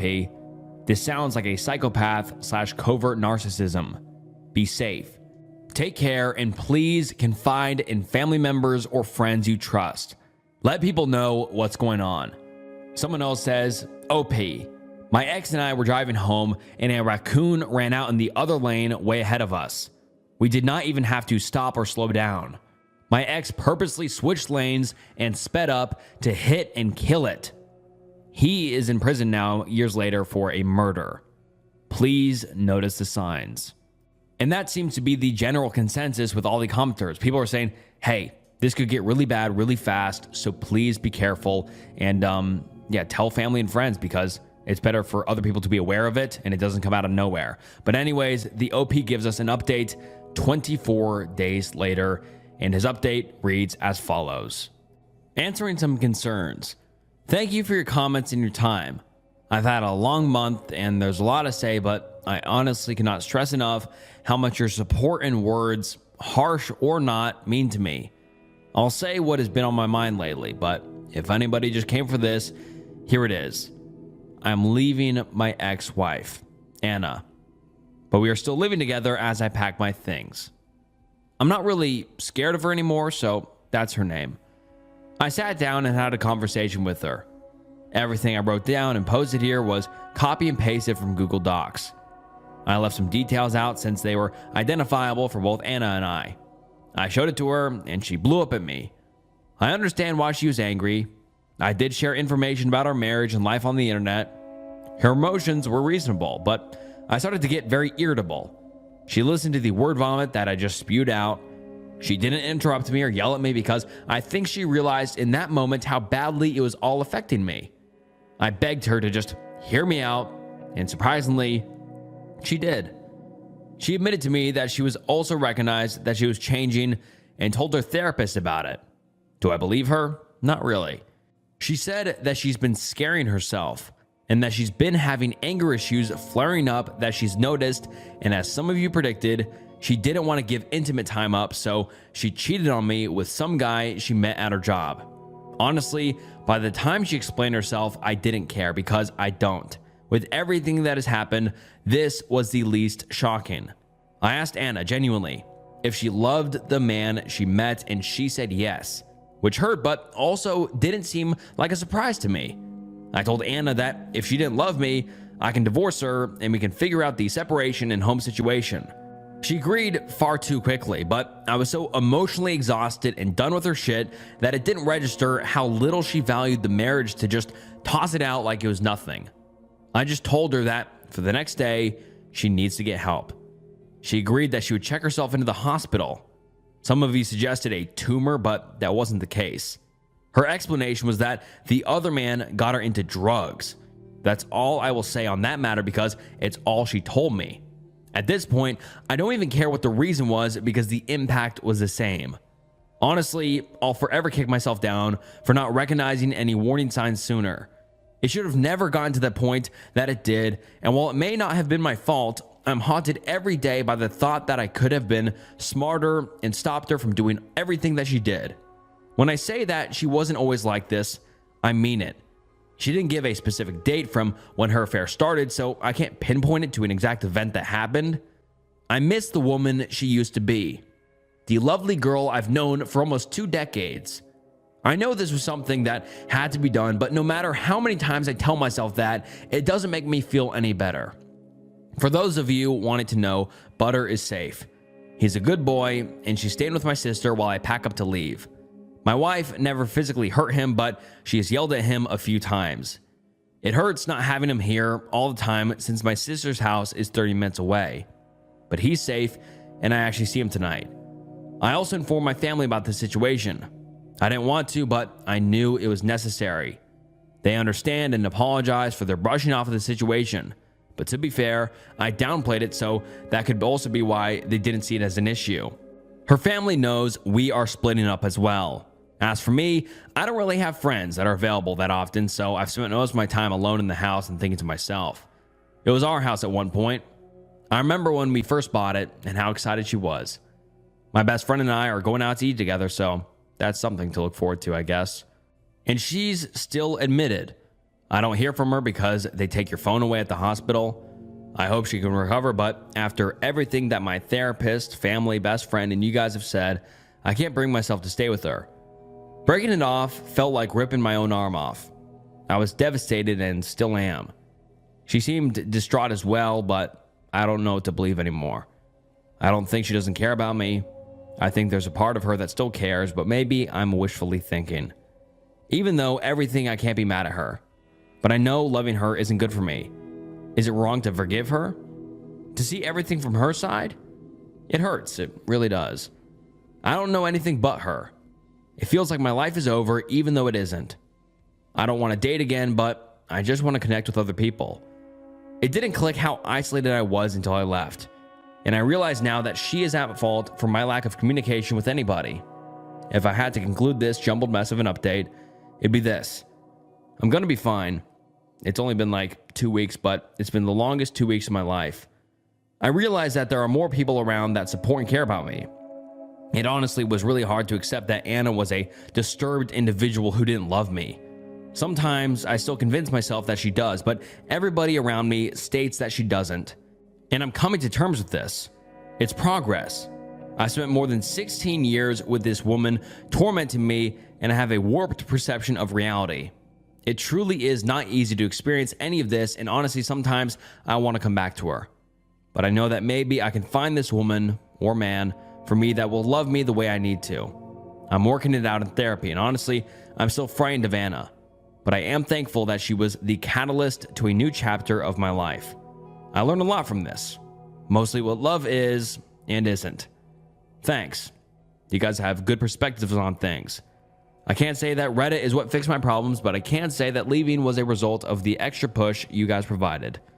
I wish Anna the best, wherever the future takes her. While I'm sad that the future will not have me in it, I think this was the best for both of us, since she didn't seem to love me, and I now fear her. This should be the end of my updates. I don't really see this updating further unless something happens with her, and I want to be done with this. and I want to move on. And now let's get into some of the top comments. Someone says, be prepared for her to come crawling back to you, begging for another chance once she gets clean. Don't let her in because there's a pretty high chance she won't stay clean and she'll drag you down with her. Also be prepared that you're likely to get a call in a couple of years that she's OD'd. Wow, that got dark quick. But also I feel like we kind of brushed over so quickly how she was doing those disturbing things. I mean, like hitting the geese and then also stomping on the egg. Like, I feel like the OP never confronted her on it. Maybe he just never did. But I find that very concerning. I mean, obviously, like, I'm just wondering why she even did that. It's like, what was the catalyst of her becoming kind of psychopathic almost and wanting to harm animals, whether it's yelling at the dog, stomping on the egg, or running over the geese? Like, what started causing that? Was it the drug use? I don't know. But I just find that very, very disturbing, and it wasn't really brought up in the update.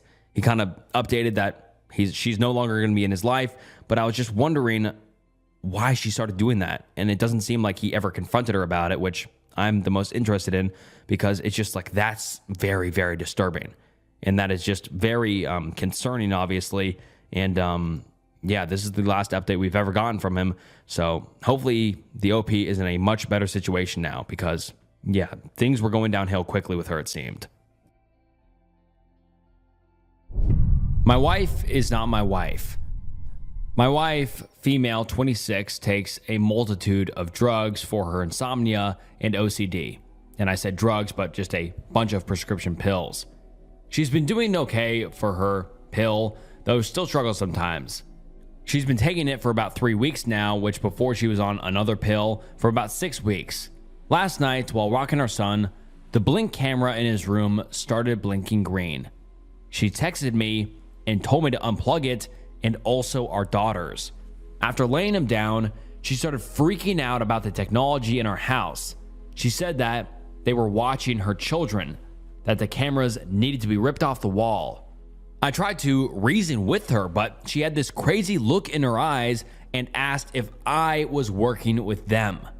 Then, for the next 30 minutes, she went around and unplugged all of our technology, TVs, Google Home, took cameras off, etc., and put them in a box to hide in the bathroom. She then hid herself in the bathroom and wouldn't come out until I told her I believed her. I coaxed her upstairs and she told me she could see people in bed, but they weren't scary. She also said she could hear people walking, and while she was downstairs, someone kept walking up behind her. Shortly after, she fell asleep.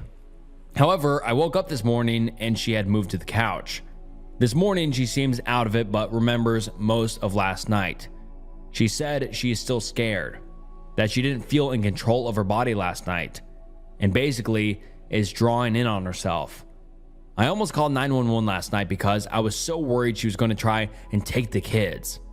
I'm still worried because, what was that? Is she safe? Is she okay? Should she go to the hospital? Even if she feels normal now? It all happened out of the blue. And now let's get into some comments. Someone says, yes, go to the hospital, full stop. Tell them the meds she is taking along with any recent medication changes.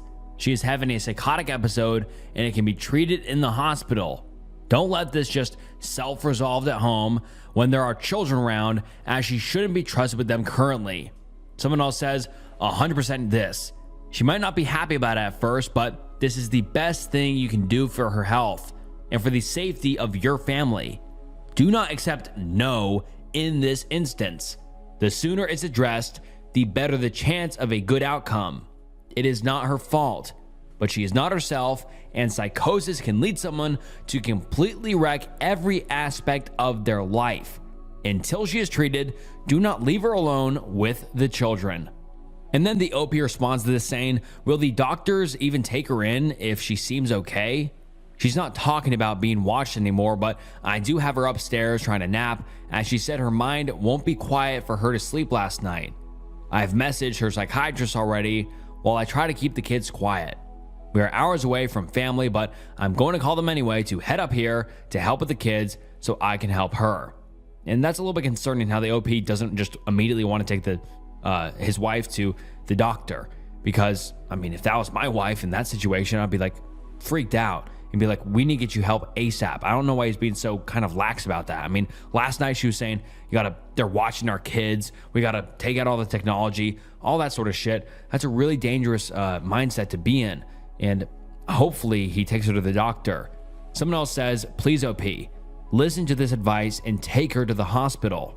A close family friend exhibited similar symptoms after giving birth. And one day her husband came home to the baby lying in the bathtub crying, while she was huddled in the corner having a full-blown conversation with Jesus, who apparently was in her toothbrush. That's an insane story by itself. Luckily, the child was not injured and she ended up getting better, but only because her husband got her medical help.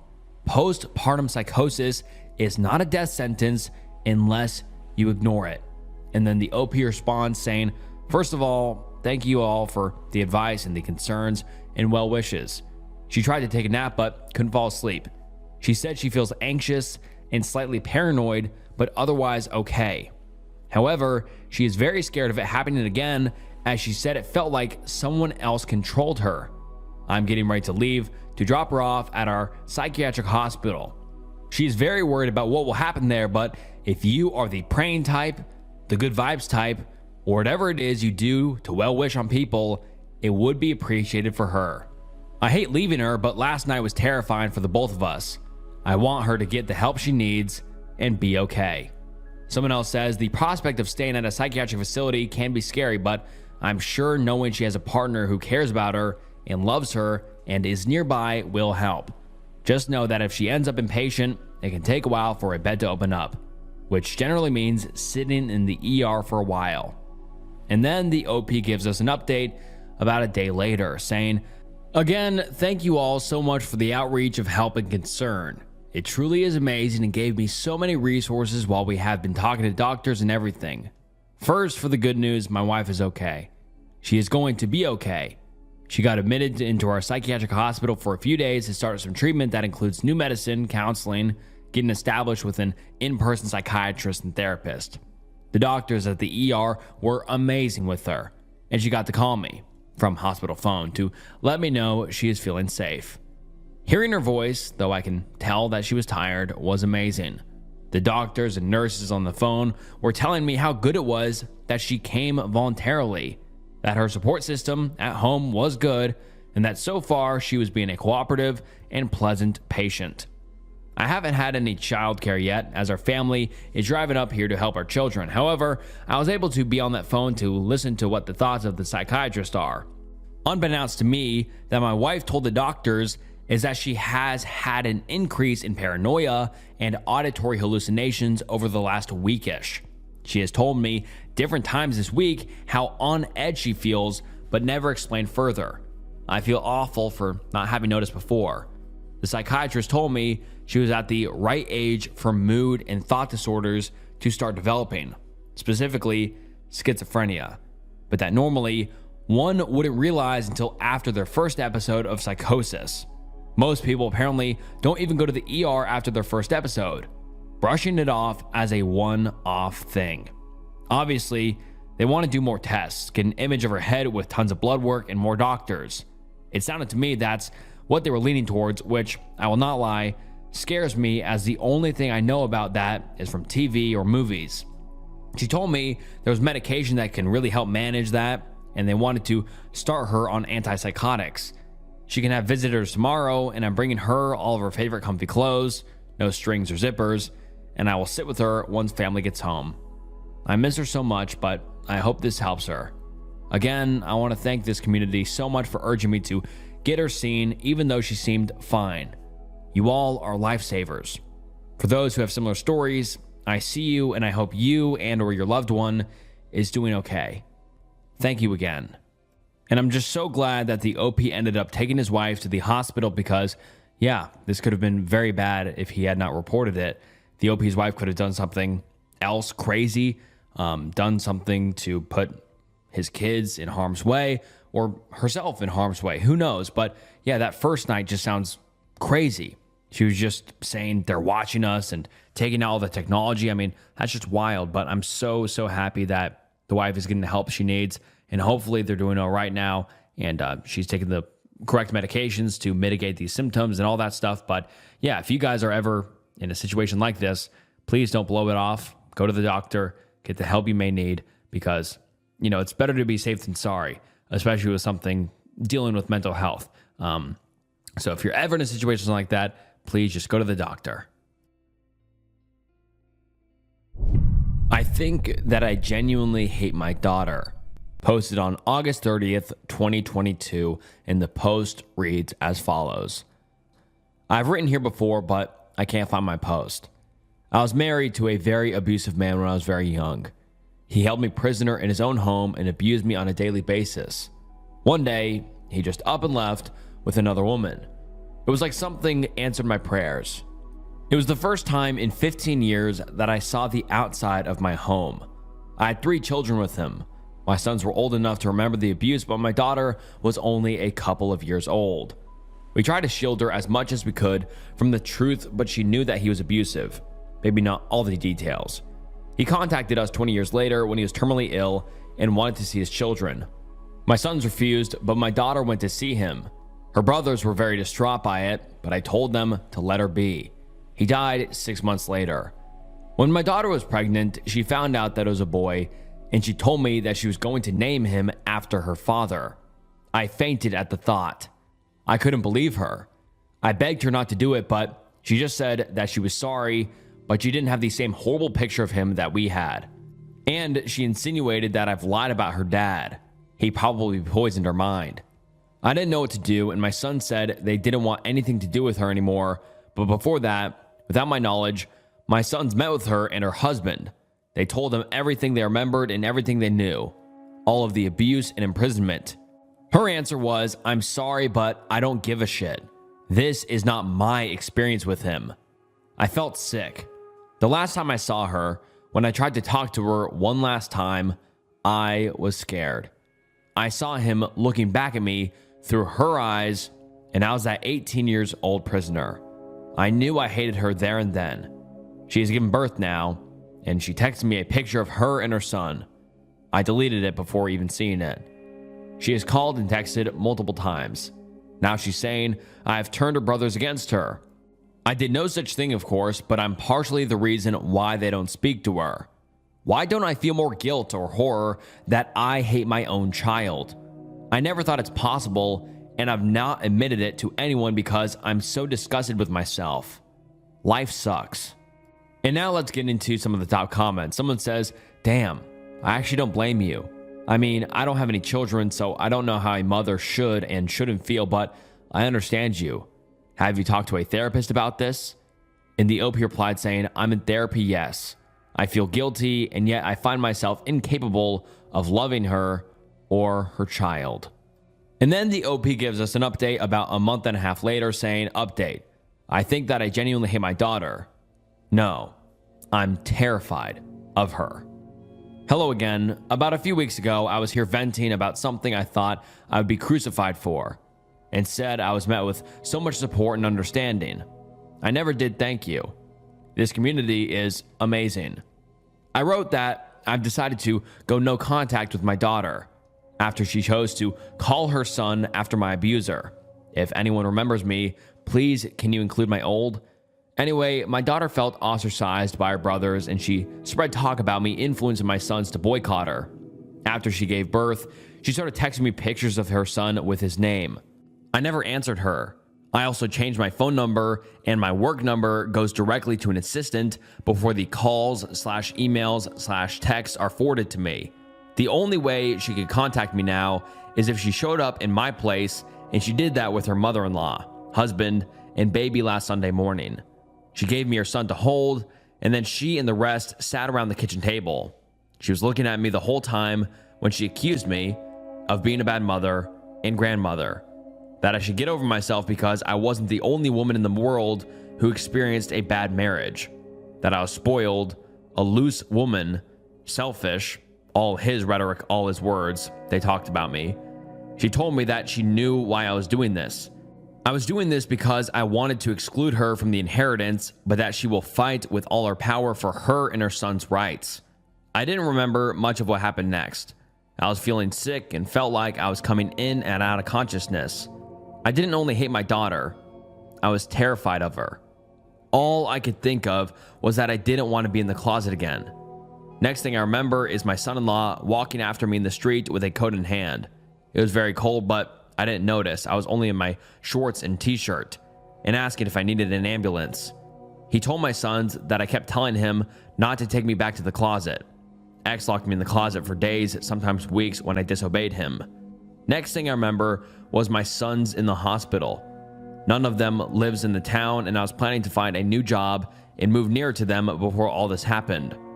Now, not only I don't have anything here to live for, I'm terrified. I don't know what inheritance my daughter was talking about either. I own so little. My car is old, and my house isn't of any significance. Anyway, I'm selling it, and I'll give her the share. Make sure she can never again come after me about it. My sons are not happy about my decision, but I would give her anything if she would let me alone and never bothered me again. I'm happy to buy my freedom if it was the money she was after all along. My older son said that she was planning to take over the house once I retired. It was something she's talked about before, way before she even met her husband. When my sons left home, she was thinking since she's the only one living in town, she could take the house and start her family. When I cut her off, she thought I was going to cut her off my will too. That's why she still kept trying to force a relationship with me. Now I can buy her out of my life. The rest I will put on a down payment for a small space in my new city. Work from home until I can be transferred or find a new job. If you made it this far, thank you for listening, and I'm sorry if I made you uncomfortable. And God, this is just so disturbing and upsetting that the daughter was only trying to form a relationship because she wanted the house from the OP. And also that she would name her son after the OP's abuser. I mean, it's just so disturbing. But let's get into some top comments. Someone says, giving her money is like putting out honey for wasps. You just get more. OP, I'll tell you what I've read on Reddit. Number 1, change your locks. Number 2, get security cameras. They are inexpensive now. Your sons will probably be happy to help with this. Number 3, do not, under any circumstances, open the door when she is there. Not even if she says she is in danger or that it's an emergency. Tell her to go to her brother's. Do not let her in. I'm so sorry she is so greedy and despicable, OP. And then someone else says, get a restraining order too.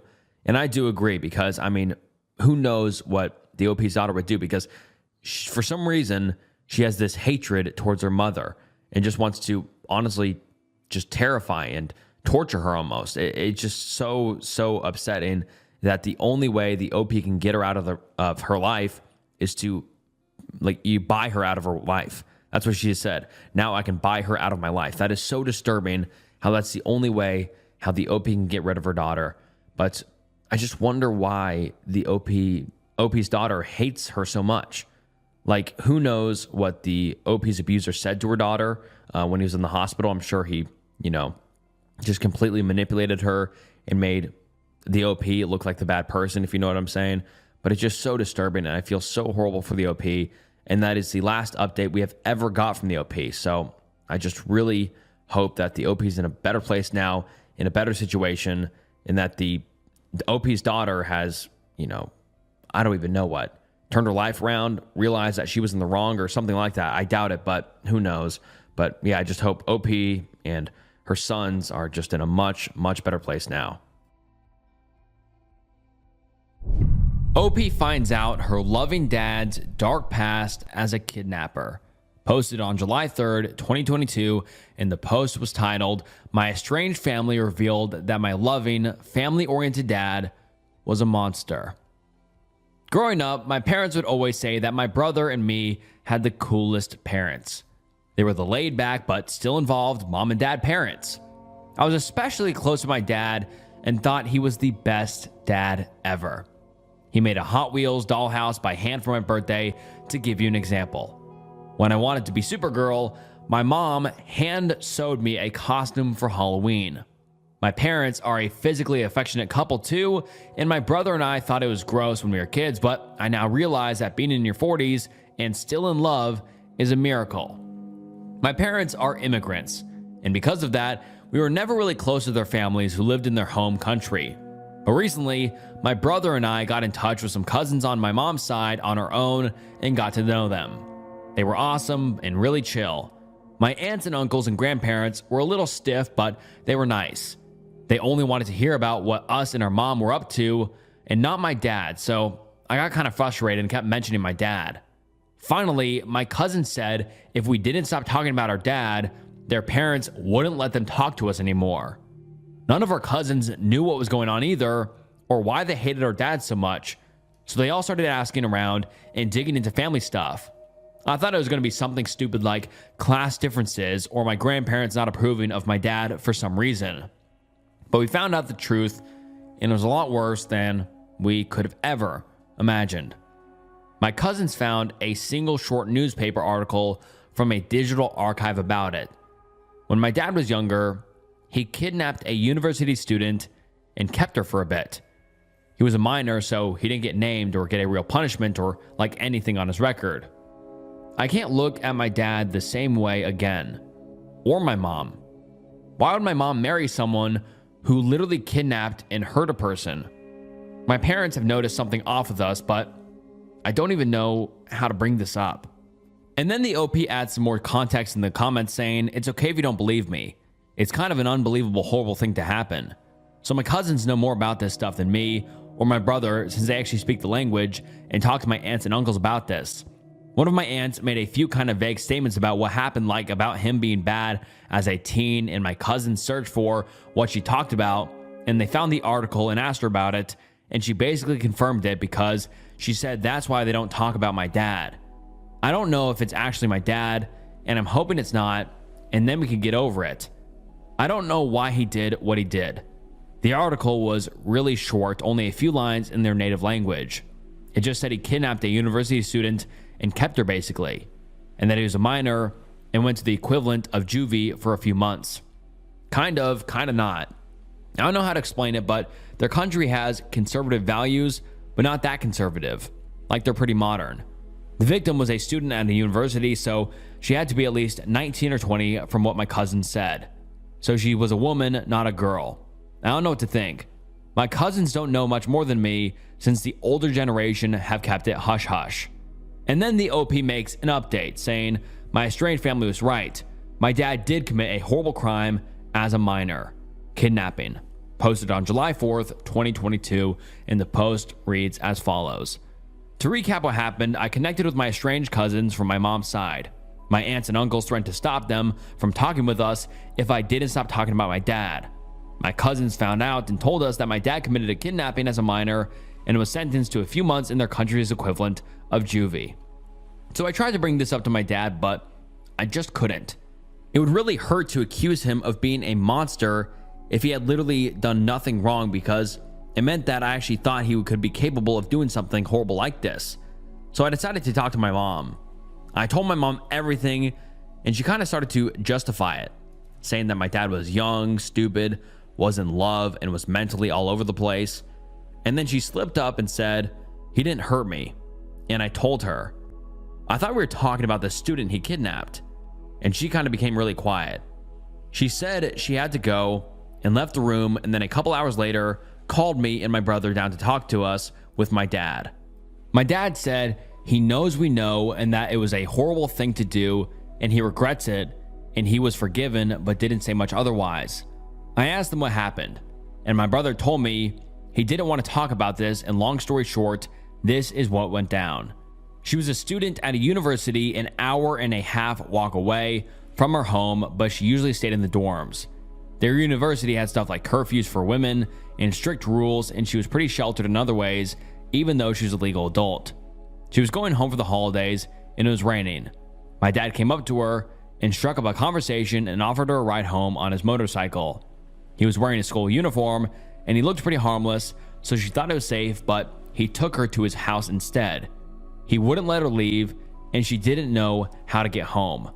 My dad didn't hurt her or threaten her, but he might have done stuff that scared her, and when the maid came, she saw an opportunity, and she escaped, and then my dad was arrested, but he got slapped with a few months of juvie, but a clean adult record, which is how he was able to come to the US.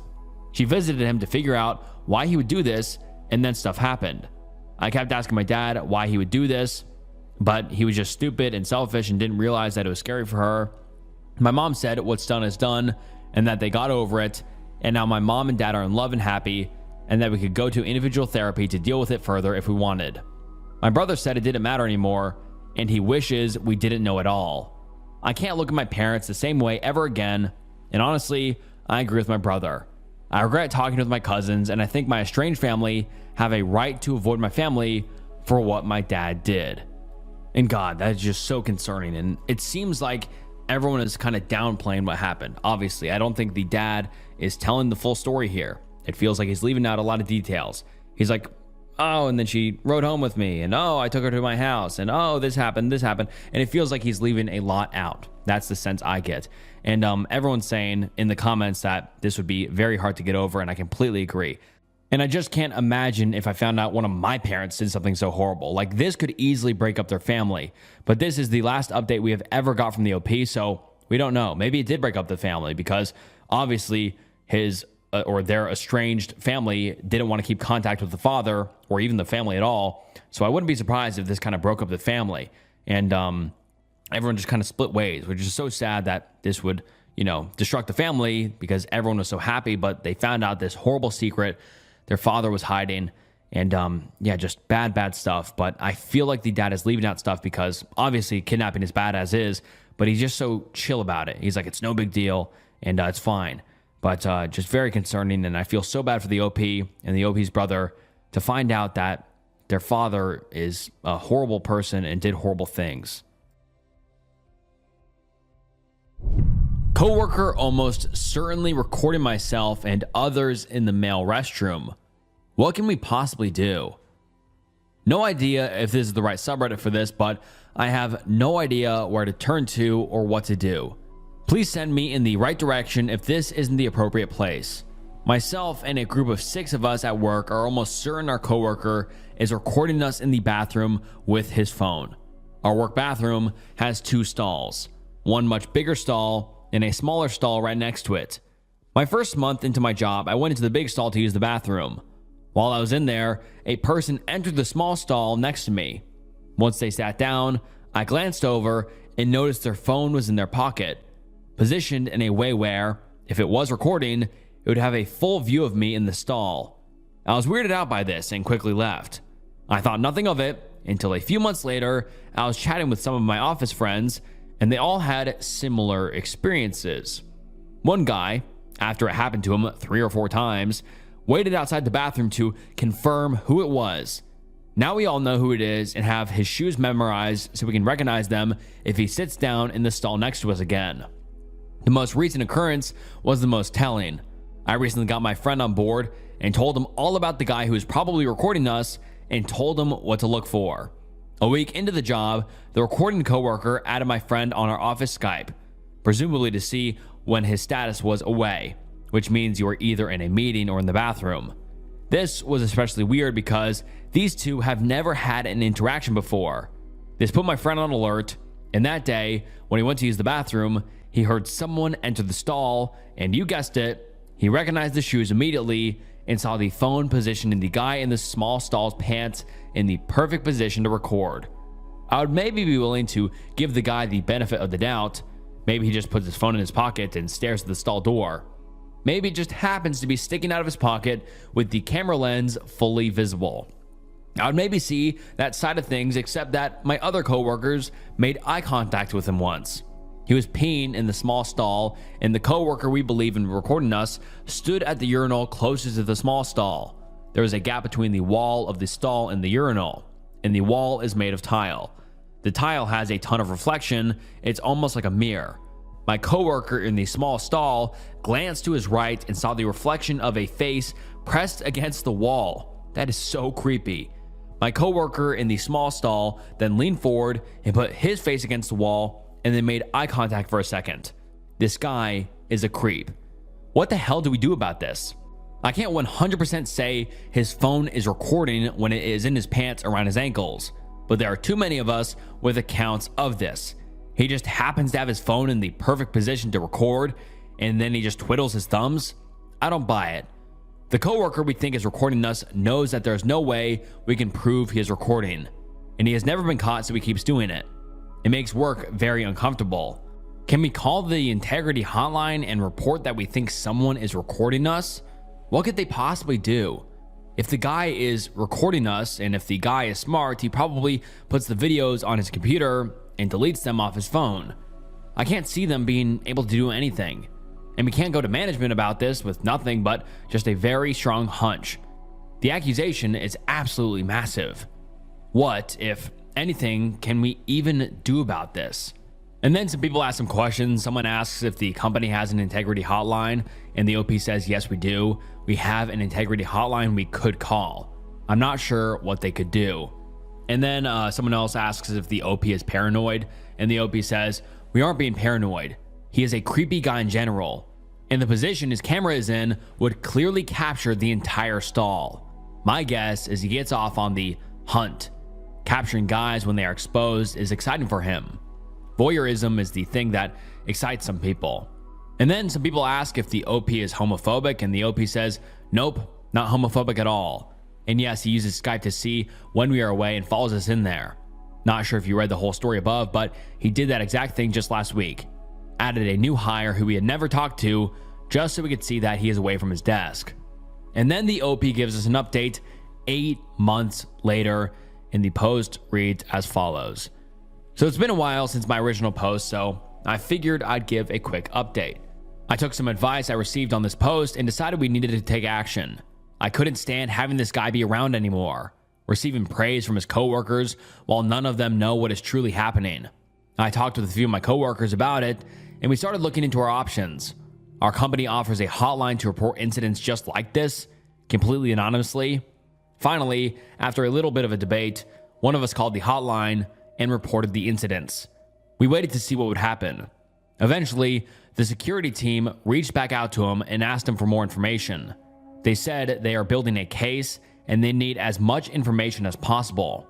After hearing this, the rest of us decided to report our cases to further aid in the building of the case. I remember the security officer telling me that things are going to move quickly. Well, I guess in a big company, they don't fuck around with this. Less than a month later, after the initial report was filed, the creepy asshole was fired. The entire department was told to meet in a meeting room real quick for some news, and management laid it on us that he was gone. He was a highly respected coworker who was really good at his job. The news was met with shock, especially since some layoffs had occurred recently. I remember my heart absolutely racing when the news was being given. I couldn't believe that it was happening. I really didn't think some anonymous reports would lead to action so quickly. The creepy guy was friends with some of the women in our department, and he was texting them constantly saying that he was innocent. He quit pretty quickly once they weren't having any of what he was saying. The rumors of why he was fired spread really quickly around the office, but fizzled out faster than I was expecting. I really thought this would be going around the office for months, but after 2 weeks or so, people stopped talking about it and things returned to normal. I really appreciate the advice on here. It was extremely helpful in my decision, and it worked out for the best. And I mean, that's great. The creepy guy was fired for doing whatever creepy stuff he was doing. And I'm curious if they found any sort of videos or pictures or evidence on his phone. I'm sure they did for him to be fired. But just a quick kind of thing I saw in there that really made me want to say something. He's like, I'm surprised the anonymous hotline did anything. Why do you think it's there? And that's something that comes up a lot in these Reddit threads and these Reddit posts. People just don't do things because they don't think anything will happen. It's so much better to say something and something happen than for you to not say anything at all. I don't know why people think that's the best option, is just to ignore it and hope that it goes away, because most of the time, creeps like these just will keep doing it as long as they can. And most of the time it escalates. And this goes for everyone watching. If you're ever in a situation similar to that, or ever in a situation where you feel like you need to tell someone that someone is doing something creepy to you or imposing on you, please just tell someone, because it's better to leave a paper trail than just not say anything and then have something bad happen. I mean, it truly has happened so many times in these posts where people are like, well, I don't think I'm going to say anything because nothing's going to come out of it. We don't know. I mean, something definitely could come out of it, like here. The guy was fired. And I just think that's kind of upsetting that people don't use the resources available, such as the anonymous hotline. But luckily, one of his coworkers did, and the guy ended up being fired. Tonight, I broke up with my boyfriend because he kept joking about murdering me. During our first few weeks of dating, he joked too much for comfort, that he was going to murder and dismember me and dispose of my body. Wow, that is one hell of a first sentence. Maybe out of context. I'm being dramatic. He's very sarcastic and has a dark sense of humor. But to me, it wasn't funny and caused me anxiety because I know the statistics. I talked to him about this. I told him repeatedly, stop joking about killing me. And I mean, that's a ridiculous thing to have to even ask. I mean, no one should ever have to ask that, but he kept on with the jokes until I finally told him that those jokes literally scare me. He apologized and seemed to feel bad that his jokes made me scared of him. Tonight, we are over 3 hours late to meet with his brother, to play games, watch movies, and eat dinner. When I was talking to him about us being late, I noticed he sighed deeply, clenched his fist, and looked down at it, as if he were making the conscious choice to not punch me. Then, as I was saying goodbye to his brother, he comes into the room and says she should say her permanent goodbyes. I asked him, what the fuck? He said it was a joke. I asked, how's it funny? What's the punchline? Please explain to me how that's supposed to be funny. He couldn't answer me. I didn't want to get into the car with him. I walked off and thankfully my roommate picked me up and drove me home. He called me later and I told him I'm done. He's a good man other than for the jokes about killing me. We talked about it and agreed that he wouldn't joke about killing me anymore. But then he did it again tonight and doubled down that it was just a joke and that actually I'm the problem. I started telling him again about how often women are killed by their husbands and boyfriends, and that's why the jokes bother me so much, but he interrupted me to say fuck you. So I hung up and blocked him. All of this really sucks because my roommates say I should just talk it out with him and give him another chance because they can tell I really like him and he really likes me. But I already did that. I thought we were past the homicide jokes. Then he did it again tonight while he was angry with me. And it caused me this awful feeling in my gut that I needed to not get in the car with him and get away from him. I've had boyfriends and male friends in the past. None of them have ever made jokes about murdering and dismembering me, especially multiple times after I told them to stop. Have you had friends/boyfriends that make jokes like this? Where is the humor in it? What would you do in this situation? And then the OP makes an update the next day saying, thank you everyone for your overwhelming support. And thank you for the important links and resources in the comments. I've learned a lot and shared them with my friends. I love this subreddit. I haven't heard anything from him and he hasn't caused any trouble since the breakup. If anything comes up, I'll update this post. And now let's get into some top comments. Someone says, you've already given him chances. He agreed to change. Then he broke his word. So not only is he verbally abusive and potentially violent, he also breaks his word. You did nothing wrong. There's no humor in what he said. And abusers frequently excuse their abuse in the two ways he did. First, they say it was a joke. If you don't accept that, then they try to blame it on you. You don't want to become a statistic. Well, there are plenty of men out there who will never threaten to kill you. You have done exactly the right thing. Don't feel bad about anything you've done. My one piece of old woman advice to you is to be very strict around dating men when it comes to threats, joke or not. If a man threatens you in any way, tell him that if he does it again, it's over. Don't tolerate any kind of threats or violence ever. If the man is actually a danger, he will see tolerance as a sign that he can violate your boundaries without consequences. Someone else comments saying, just remember, there's a lot of murdered women that once said, he'd never do that to me. Someone else says, when I was a teenager, I would go driving around country roads and around our smallish town with male buddies from school. I'm a woman. And one night, my really good friend thought it was a good idea to make a joke about chopping me up with an axe. I got really terrified because it was just an overwhelming and scary thing to hear, and I started to cry. The immediate regret was obvious in my friend's eyes, and he genuinely looked mortified for having scared me so badly. He started apologizing and saying it was such a stupid joke and reassured me. In the moments after making this stupid attempt at humor and seeing the impact it had, he felt remorse and wanted to correct his behavior. Your ex did not do this. Or if he did, he immediately repeated the scary behavior again anyways. My friend never made a joke like that again. Men who actually care about us will respond empathetically to our fear response and will want to do whatever it takes to ensure we feel safe around them, especially if it's as simple as refraining from making dumb jokes. I hope you never have to see this creep again, and good for you for sticking up for yourself." And then the OP makes an update 11 months later, and the update reads as follows. "I hope I'm not breaking any subreddit rules by posting an update, but I thought this subreddit would like an update from all the feedback my OP received and all the messages I read requesting an update. My original post was almost a year ago. Thankfully, I have moved across state since then and have not seen him since. The last time I spoke to him over the phone, I made it very clear several times. Me, you promised you'd stop making jokes about murdering me, but then you did it again. You realize the greatest threat for women is being murdered by their own boyfriends/husbands? They are most likely to be killed by men they know." And then he said, "Hey Chugnose, fuck you." So I hung up. I ghosted him after that, blocked him on everything, and alerted my employer if he showed up that he was a threat. However, he sent me an email in an attempt to, I don't know. I'll leave you to draw conclusions because I really can't make any sense of it. I'm sorry if I quoted it incorrectly. I'm on mobile. In the email he sent me, "Dear my name." He got my name wrong multiple times and it became a joke, which is what he refers to here. And the email reads as follows. "I don't really know how to go about saying that I am empathetic, as I'm a me-pathetic mess. But I do feel, I can understand, and I have recognized. My actions have consequences. Clearly. I thought I was being reasonable.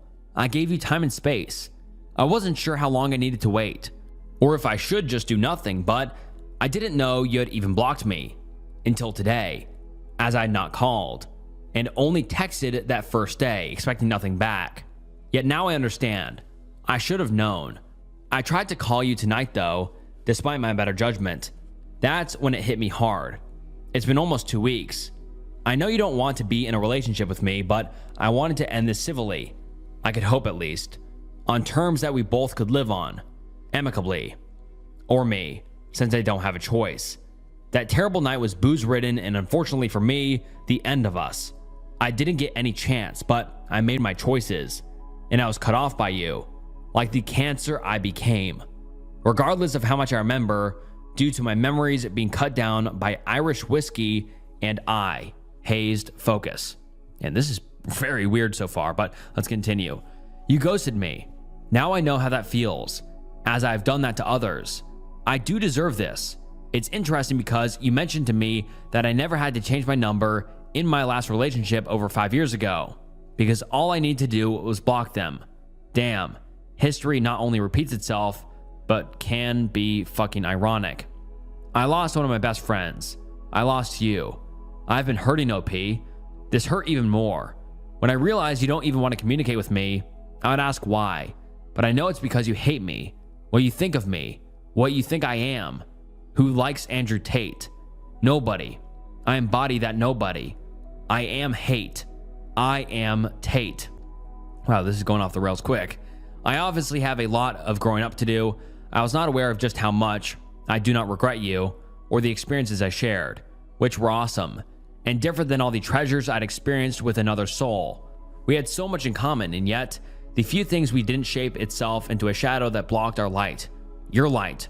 I regret not realizing that perhaps I was just not ready. You are so beautiful and awesome, and I hate hurting you in any way, especially since you deserve so much more love. And instead I gave you fear. You, however, only gave me happiness. You made me feel wanted. So much so that it blindsided me. I haven't been that happy in a very long time, and maybe that's why I fell for you so hard and so fast, as I had been in the dark for years. And your essence got me as high as a kite. I could see the sky for once. I was flying. I had been grounded since I had lost my wings a few years ago, and it showed. I started sinking in the sands of time, in bottles, in gates drowned by fears. My brother lost a friend because of me. I lost because of me. I may be a good person that does bad things, but I did a bad thing to a good person. It scares me to think. When we do, it'll inevitably happen. As it's a small town, run into each other. You will fear me, and I will fear you. I don't want that, but I made my grave, and I suppose I need to sleep in it. I will not call you again as I did tonight, as much as I want to. You can always call me, but I'm aware that it is about as real as my dreams coming true. I have respected your space.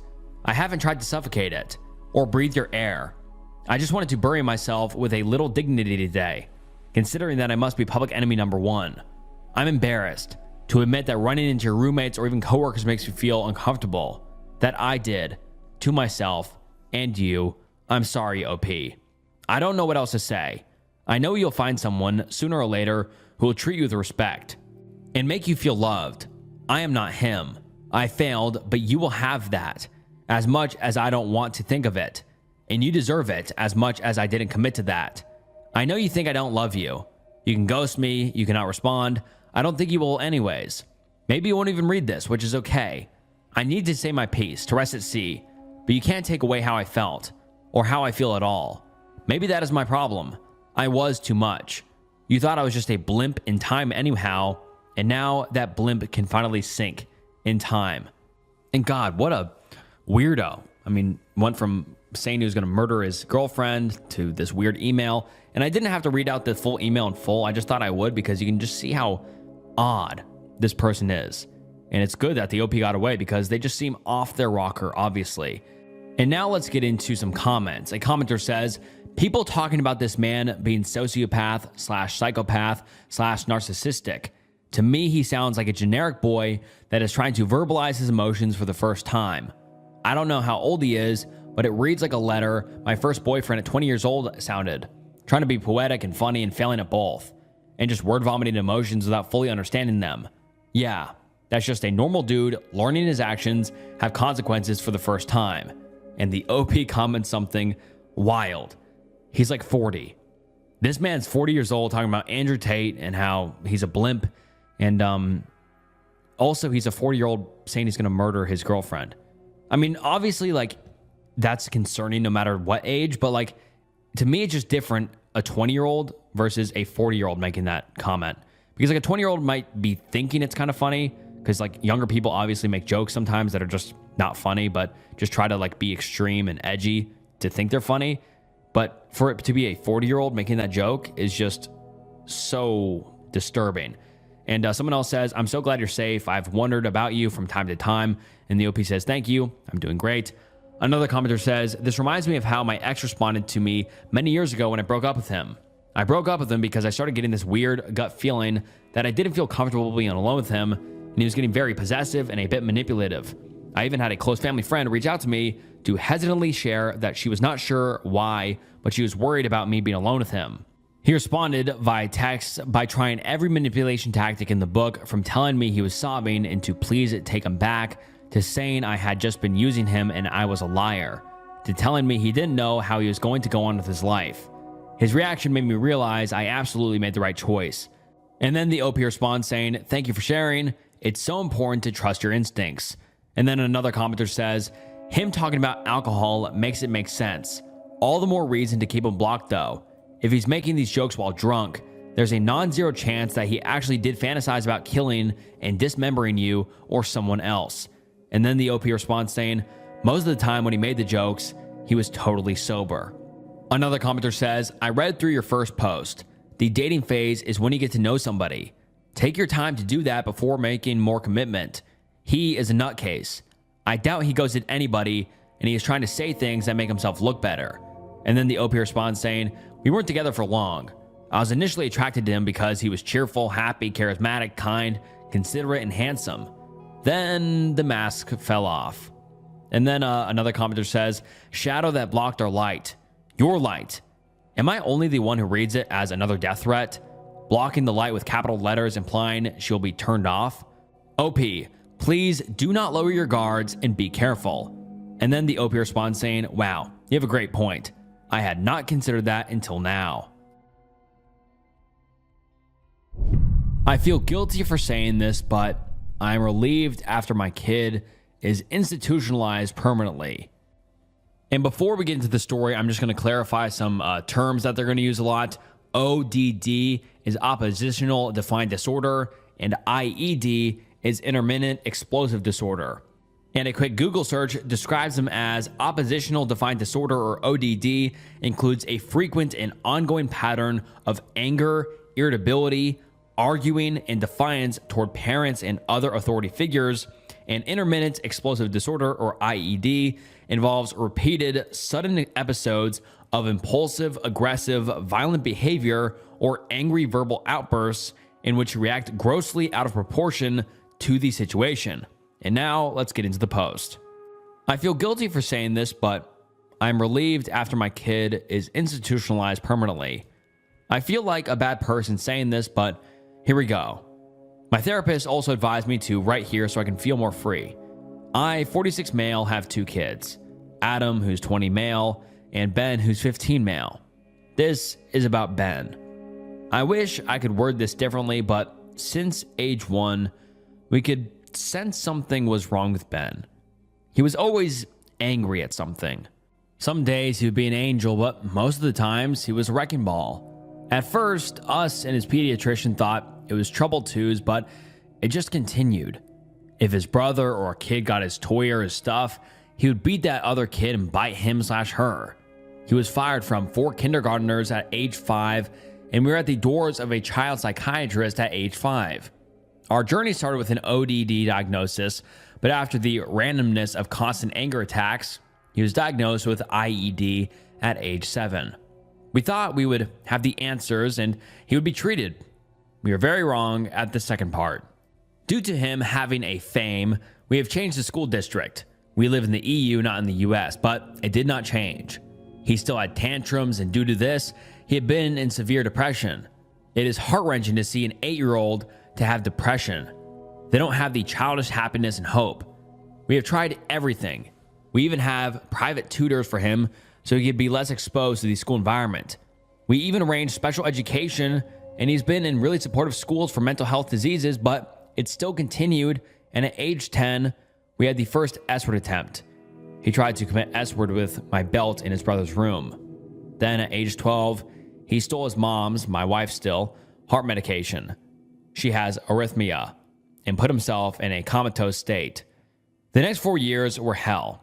We had to send our older son to live with his grandparents at a different city, and our house was like a mental health unit. We had a caretaker who lived with us fully, and we couldn't use any kind of sharp or stab objects in the house. I learned how S-word proof rooms were done because we had to make it built in our house. If he wasn't committing S-word, his anger was directed outside.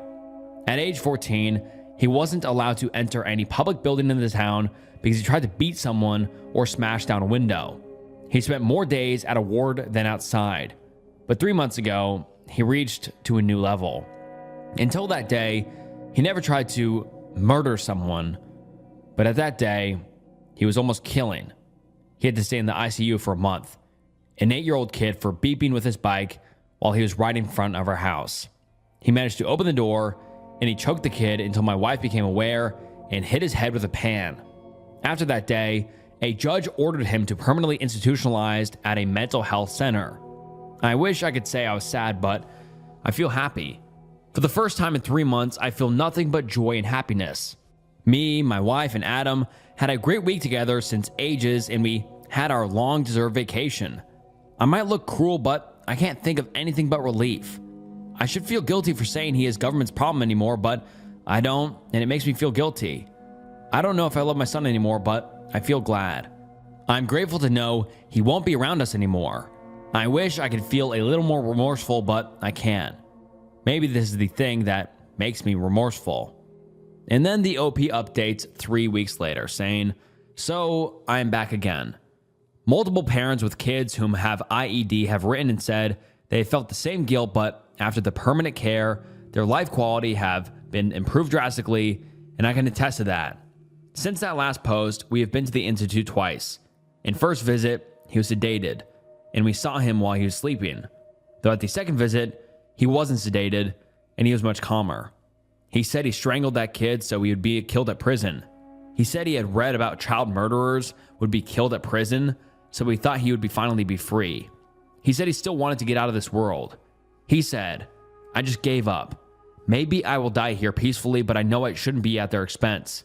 Please tell the kid's family my apologies if you can." After this, we had a talk with the psychiatrist. She said, "It was one of the best insights we have gotten from him, and we have an idea, but to be honest, be prepared for the idea of permanent residency." My wife shed a lot of tears, but me and his brother were relieved. I said, "Some of us are not for this world, and due to luck, it is my brother. Maybe he will feel happy here one day." It is not a good update, but right in here, it just helps me feel a little bit at ease. My wife is still sad not seeing our kid at house, but she is grieving Ben's loss in a way. Maybe in the future he will have a sense of normalcy, but neither his brother nor me have our hopes high on that. And all right, guys, with that final post, that wraps up some creepy, true Reddit threads. Comment down below what post you thought was most interesting. Please like the video, subscribe to the channel, and yeah, if you enjoyed this video, I'm sure you'll enjoy other videos on the channel, so check out some other videos. And I just want to say thank you so much for watching. This was a 2.5 hour long video, so major shout out to the guys who watched the end of the video. And this was Snook, and I'll see you next time. Bye. Hey, what's up, guys, and welcome back to the channel. And today we're getting into some disturbing confession threads. And today I will be reading your guys' submitted confessions that you sent to the email, and also some Reddit confessions I found on Reddit. So it should be very, very interesting, and like the title says, disturbing. So yeah, I'm excited to get into this. But if you'd like to see your confession read out in a future video, please send it to the email on screen now. Thank you. And yeah, today's video will be pretty wild, so make sure you stick around, and please like the video, subscribe to the channel, follow me on Instagram, and follow me on Spotify. It helps more than you know. And this video will be long enough already, so without further ado, let's get into some disturbing confession threads. I caused the house fire which killed my brother 5 years ago. Throwaway account because of obvious reasons. When I was 15, I had some of my friends over while I was watching my 11-year-old brother. My parents worked a night shift and I had to babysit him often, which I did not mind because I'd usually bring my friends over, and my brother wouldn't really care. It was around 10 p.m. and it was on a Friday, and my brother was asleep, so we wanted to have some fun. So one of my friends brought over weed. We were in my room, and one of my friends knew how to block the smell of weed with this thing he made that would block the weed smell so we could smoke it in the house. After we all ended up getting high, we decided we wanted to chill in the basement. We were down there for about 15 minutes. Eventually, we wanted to go up to my room again. When we opened the basement door, the whole house was foggy and smelled like smoke, and I could see the fire spreading to our downstairs living room area since our house was 2 stories. I grabbed my phone and opened the exit of the basement door, and me and my friends ran out as quickly as possible while I called 911. My brother was upstairs sleeping, and all I could remember was just crying, coughing, and being so dizzy from the shock and the smoke. I called my parents too, and they rushed home, and they got here after the ambulance and firefighters. When my parents got home, the fire in the house was gone, and I remember the paramedics rushing my brother on a stretcher into the ambulance. My mom went in the ambulance with my brother, and my dad drove us to the hospital. We found out most of his body had 3rd-degree burns, and he was unstable and unconscious due to the smoke. I was not allowed to see my brother while I was there, and I had to keep waiting for my mom and dad to tell me everything was okay. My parents and I stayed at the hospital all night and a little into the morning, and eventually my mom and dad came out, because they were allowed to see him, to tell me that he was passing away due to the smoke inhalation. After our house was investigated for what could have started the fire, we were told that it was started in my room and they found a metal lighter. I remember bursting into tears, telling my parents why I had a lighter in my room and what happened, and I remember saying it was all my fault.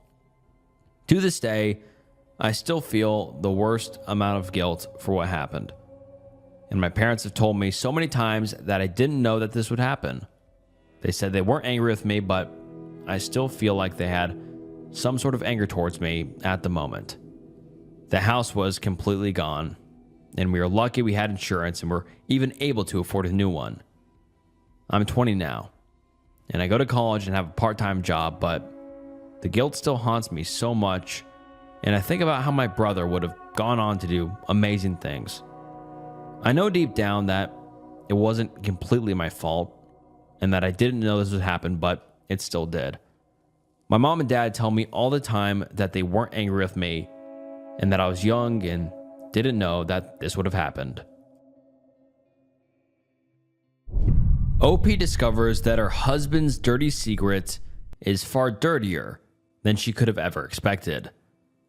Obviously using a throwaway account because, yeah.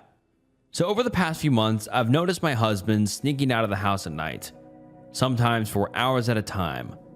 I'm one of those people that fall asleep as soon as their head hits the pillow, so he obviously thinks I'm asleep. But one night, I heard the baby crying and noticed he wasn't there. At first, I thought he was sneaking out to see another woman, but it turns out it was worse than that, in my opinion anyway. We had our first child in February this year, and he's been a really hands-on father.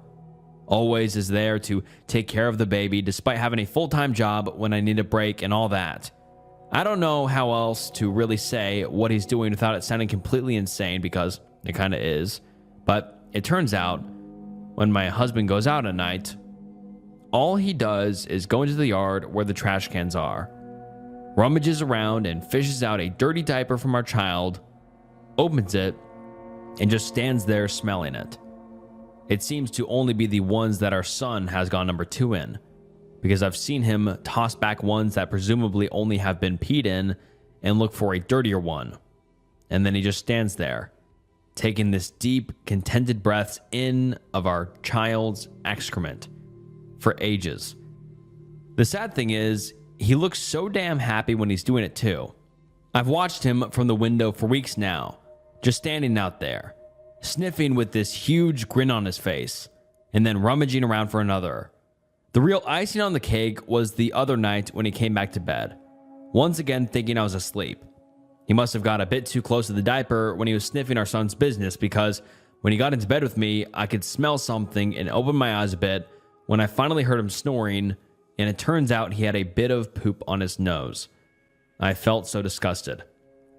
Man, this is a wild story. And even though this isn't the OP confessing, I think it's kind of safe to say this is a weird sort of adjacent confession story. So hopefully you guys think this is relatively fitting for the title of the video. So I guess this is kind of a confession in a different sense, but let's continue. So I'm at a loss as to what I should do now. I love my husband, but this freaks the hell out of me. Has this happened to anyone else before? Is it an intimate interest or something? I'm too scared to confront him, but I know it needs to be done. And any advice would be great because, I mean, shit. And I see what the OP did there. And then the OP says, Edit 1, I'm still awake right now, feeding the baby and waiting to see if he'll make a move later on. Thinking about confronting him, but not sure if I will or not yet. Will update. Edit 2, wow, I can't believe how many people have replied to this post. First of all, thank you all for the people who wrote in with such thoughtful advice. I can't reply to everyone, but I've read every comment on here, so thank you. I still haven't confronted my husband about what he's doing. And the other night, after my update, after waiting an hour or two, sure enough, he snuck out again for his nightly diaper sniff. I was planning on confronting him, but he ended up coming inside after only smelling 1 or 2. And by the time he came back into bed, I was too nervous and flustered to say anything, so just pretended to be asleep. I've decided, though, that either tonight or whenever he goes outside next, he doesn't every night, but most nights, to take a photo of him in the act and be waiting for him with the evidence when he returns inside. I've never been good with words, and I'm just too nervous to sit down with him and bring it up. And someone suggested I photograph/video him so he has no choice to explain, since I obviously have evidence, and leave him no room to pass it off, as he may be seeing him doing it something else. Hopefully I can get a clear enough picture that'll be enough for him to realize there's no way out but confront the issue. I'm nervous about how he will react, but I know he loves me and our family, and hopefully there is some way we can work through whatever this is together as a family. Thanks again for all the supportive comments and advice. There has been overwhelming support and only a few weird comments, and I really appreciate people reserving judgment of my family and I.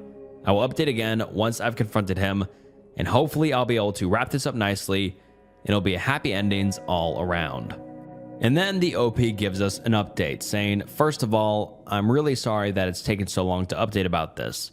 I've just logged on now for the first time in weeks because Things have been absolutely insane for me. I've been putting off coming on here and updating because I'm ashamed and upset and things didn't go the way I'd hoped after confronting my husband. Oh boy, what the fuck happened and where is this about to go? I have no clue. And then the OP says, and it's all been just way too much for me to handle confronting myself, let alone confessing to all of you. But I understand I posted my confession on here for advice, was met with overwhelming response, support, and understanding, and it's only fair that I give you guys at least one update on the situation as it stands today. I hope you all understand that I didn't want to go into too much detail with this. Firstly, to protect our identities because regardless of what happens, I never did this to name and shame anyone. And secondly, because it's all too painful right now for me to sit down and write out every inch of hurt that has happened to me and my family over the past few weeks. I just don't have that emotional strength right now. Maybe in time I will, but right now, I just don't. So forgive me in advance if this is brief or I skim over details or dodge specifics. Basically, a few nights after I posted my last edit on the previous post, I gathered the courage to confront my husband. In hindsight, it might have not been the best way to do it, but at the time it seemed logical in the least confronting way I could, with still providing proof for me and my husband to see. So that night, I took some pictures with my iPhone and a short video out our bedroom window of my husband outside. It was blurry and hard to see, but enough for him to understand I knew what was going on. I waited for him on our bed with the evidence for a good 45 minutes before he came back upstairs. I expected him to be shocked and ask me what I was doing, but instead, he surprised me. He said something along the lines of, "Oh, did the baby wake you up? I was just downstairs eating some leftovers." Kisses me on the cheek, "Good night then," and tucks himself in and rolls over to sleep. I was dumbfounded at how quick he was to lie straight to my face. I guess when he came upstairs, I expected him to not be able to hold back from what he had been doing, or at least be worried about why I was awake, or the fact that I was awake. It made me so mad to see he was so prepared to lie to my face and pretend everything was fine when I had been concerned and upset for weeks. That exploded. I marched around the bed and shoved the evidence in his face, yelling at him and asking what the fuck he'd been doing for all this time and why. I demanded answers. The next few hours went by in a blur of yelling and arguing. His argument basically was that I didn't, couldn't, and would never understand why he did it. So why should he even bother telling me? My issue was the fact that I was trying really hard to be understanding of his nightly trash can visits, but instead I just got lied to by the one person in the world who was supposed to be honest to me. A lot more yelling, and I'm bawling at this stage, and ask between sobs if it's some sort of weird arousal thing for him. And he surprises me once more by going completely silent and just looks down at his feet. I explode once more, asking him how on earth can he find our child's poop in a arousal way, to which he got angrier than I've ever seen him before in my life. He yelled at me, "See, this is exactly why I can't ever tell you," and walked out our front door and drove off. He's been staying at his brother's house since and hasn't been able to see our son. Frankly, if he's getting off by our son in any way, I don't want him here. I thought I'd give us a few days to cool down before calling him, but he called the next day and said we needed to talk about getting a divorce. Wow. We tried to both have a calm conversation. I said to him, "Please, let's try and sort something out, counseling, anything." And all he said in reply was, "Can I see my son though?" And I told him that honestly, I didn't think it was a good idea at this time considering the circumstances. He said okay and told him he'd be getting a lawyer and I probably should be too. So right now, we're doing it as civilly as we can through the legal system. But I doubt that he has anything against me considering I have evidence of sorts. My mother has come to stay with me in the family home to help out with the baby, and I haven't had the courage to tell her what our divorce is over. I'm just too ashamed. All I've said is, it's bad, and I tried giving him the option to counseling, which he rejected, and that's that. I don't know what will happen from here, but I thought at least you guys should know the essence of it. Thanks again for all the support and understanding. I hope you don't judge me for the way I approached it. I know I could have done better, but what's done is done, and I need to just put my heartbreak aside and try moving forward for the sake of my son, because he is and always will be the priority in my life. And it has been 8 years since the last update. And I mean, wow, that was one hell of a confession. And I do not know how this OP is going to approach telling her mother how they got divorced. But I see no fault in the way she approached this. I mean, anybody, if they see their significant other go outside every single night to sniff their child's poop, yeah, they would be a little bit weirded out by that. They'd be like, hey, what are you doing at night? And then the husband gets super defensive and starts like very, very weird.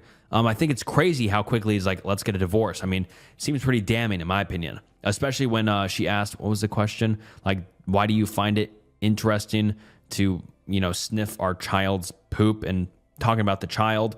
And he got very weird about that, which I think is very, very suspicious, very, very, very, very odd, obviously, and very creepy.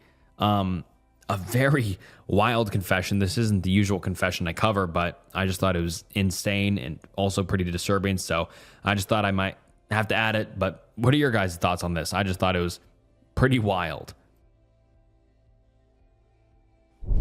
I am not proud of my son. This Saturday, my son will have been sober for 18 months. He got his GED this year, and he starts at community college at the end of August. He finally has a job that I didn't get for him. Soon he'll be moving into his own apartment, and he hasn't missed a single appointment with his therapist. He has done everything you would expect of a precocious 17-year-old who hit a rough patch after meeting with a particularly bad influence. He is 29. This is the point where I'm supposed to say that. Nevertheless, I'm still proud of him for turning his life around, getting off drugs and off the streets, staying out of trouble, and acting like a responsible adult, or at least an adult who knows the meaning of responsible. Maybe I'll throw in a reference to the prodigal son and kill a fatted calf for him. That's certainly what's expected of me. That's certainly what my son expects of me. He demands praise and forgiveness and a party and me to hug him and tell him he's all right. Demands me to tell him how proud I am that he's made something of himself. But I'm not, because he hasn't. Not in the slightest. His mother and I gave him every opportunity we could. I don't expect any praise for that because, unlike my son, I don't expect praise for doing what you're supposed to. She and I worked hard to give him a loving, stable, comfortable, supportive home. We were involved in his school. We introduced him to music to the extent that any two people can. His mother was a damn good cellist, though. And sports and culture. We fed him healthy meals. We played with him. Thanks to him, we got in the best shape we'd ever been in since our 20s. And we let him stumble and fall and make mistakes and get back up again. He started shoplifting at 15. The first time we caught him, we bodily dragged him back to the store, made him return the copy of Grand Theft Auto and apologize, and offered to pay for any damages. The second time we caught him, this time with a pair of shoes, we did the same thing. The third time, we started going to family therapy. Therapy seemed to go well, and after a few sessions, the therapist asked for a few one-on-one meetings with him. After 2 of those, the police came knocking on our door because the little shit had concocted some story about how we were a religious cult who R-worded him for breakfast every Saturday, and the dumb chicken shit therapist actually believed him. Rational heads prevailed, and we fired that therapist, and he went through 6 more in as many months, until eventually we couldn't find anyone who would take him as a patient. By 16, he was drinking. Then we found pot in his bedroom, and in our bedroom. He started leaving needles and other sort of drug paraphernalia where he knew we'd eventually find them, just to fuck with us. I know this because he said so, in those exact words. He had his first intervention and first trip to rehab that year, and his first relapse.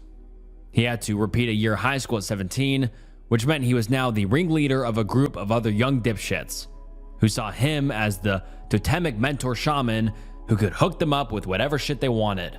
I'm also damn sure he started hooking up with one of the gang's younger sisters who was very young around then, but I had nothing to go on but my own instincts. So all I could do was tell her parents to keep an eye on her. No charges were ever pressed, and the family never spoke to me again after that, but they did pull both of their kids out of the school, and my son was furious at me for daring to not let him continue committing statutory R-word. He decided to try for normal R-word later on, while I was away. He spent an uncharacteristic night at home and on his best behavior. After his mother went to sleep, he followed her into her bedroom. He took a knife with him. He crept into the room, straddled her, put the blade to her throat, and slid his other hand to do something to her. And I'm sure you can fill in the blank, but it's horrible. I don't know exactly what happened next. I know he held her down and tried to undress her. I know she fought. I know he stabbed her. I know she got away and locked herself in the bathroom before he could catch her. I hope that means she kicked him good in the balls. I know she broke the window and screamed for help. I know he ran. I know she was lucky the ambulance got to her before she bled to death. I know he called his friends to brag and beg a ride. I know the police caught him. I know if I'd been home, or if I'd caught him, I'd have killed him with my bare hands. The state tried my son as an adult. He pled out, but only after making his mother testify and smiling the whole time. She divorced me a month after his sentencing. I looked too much like him. She committed S-word a year later. I would be a liar if I said I didn't blame him for her death, because I absolutely do. He was sober when he went into her room, sober when he pulled out his knife, sober when he climbed on top of her, sober when he R-worded her, sober when he stabbed her, sober when he ran, sober when he called his friends to brag, and sober when the police found him. When I made the mistake of visiting him after the divorce, he laughed and said she'd had enough of his dick, that I could never satisfy her. When I made the mistake of visiting him after she committed S-word, he laughed again and asked how it felt to have some guy take your bitch away. I should have killed him right there. It is to my eternal shame that I did not. They let him out after serving 3 years. He spent the next 6 years on the streets, in and out of rehab, on and off other people's couches, and would grace me every 6 months or so with a phone call demanding money. Eventually, I refused to talk to him unless it was to drive him back to rehab, and I stopped completely after he stole my wallet. 2 years ago, he came to my house with his aunt, his mother's sister, in tow and crocodile tears in his eyes. He pretended to apologize. I slammed the door.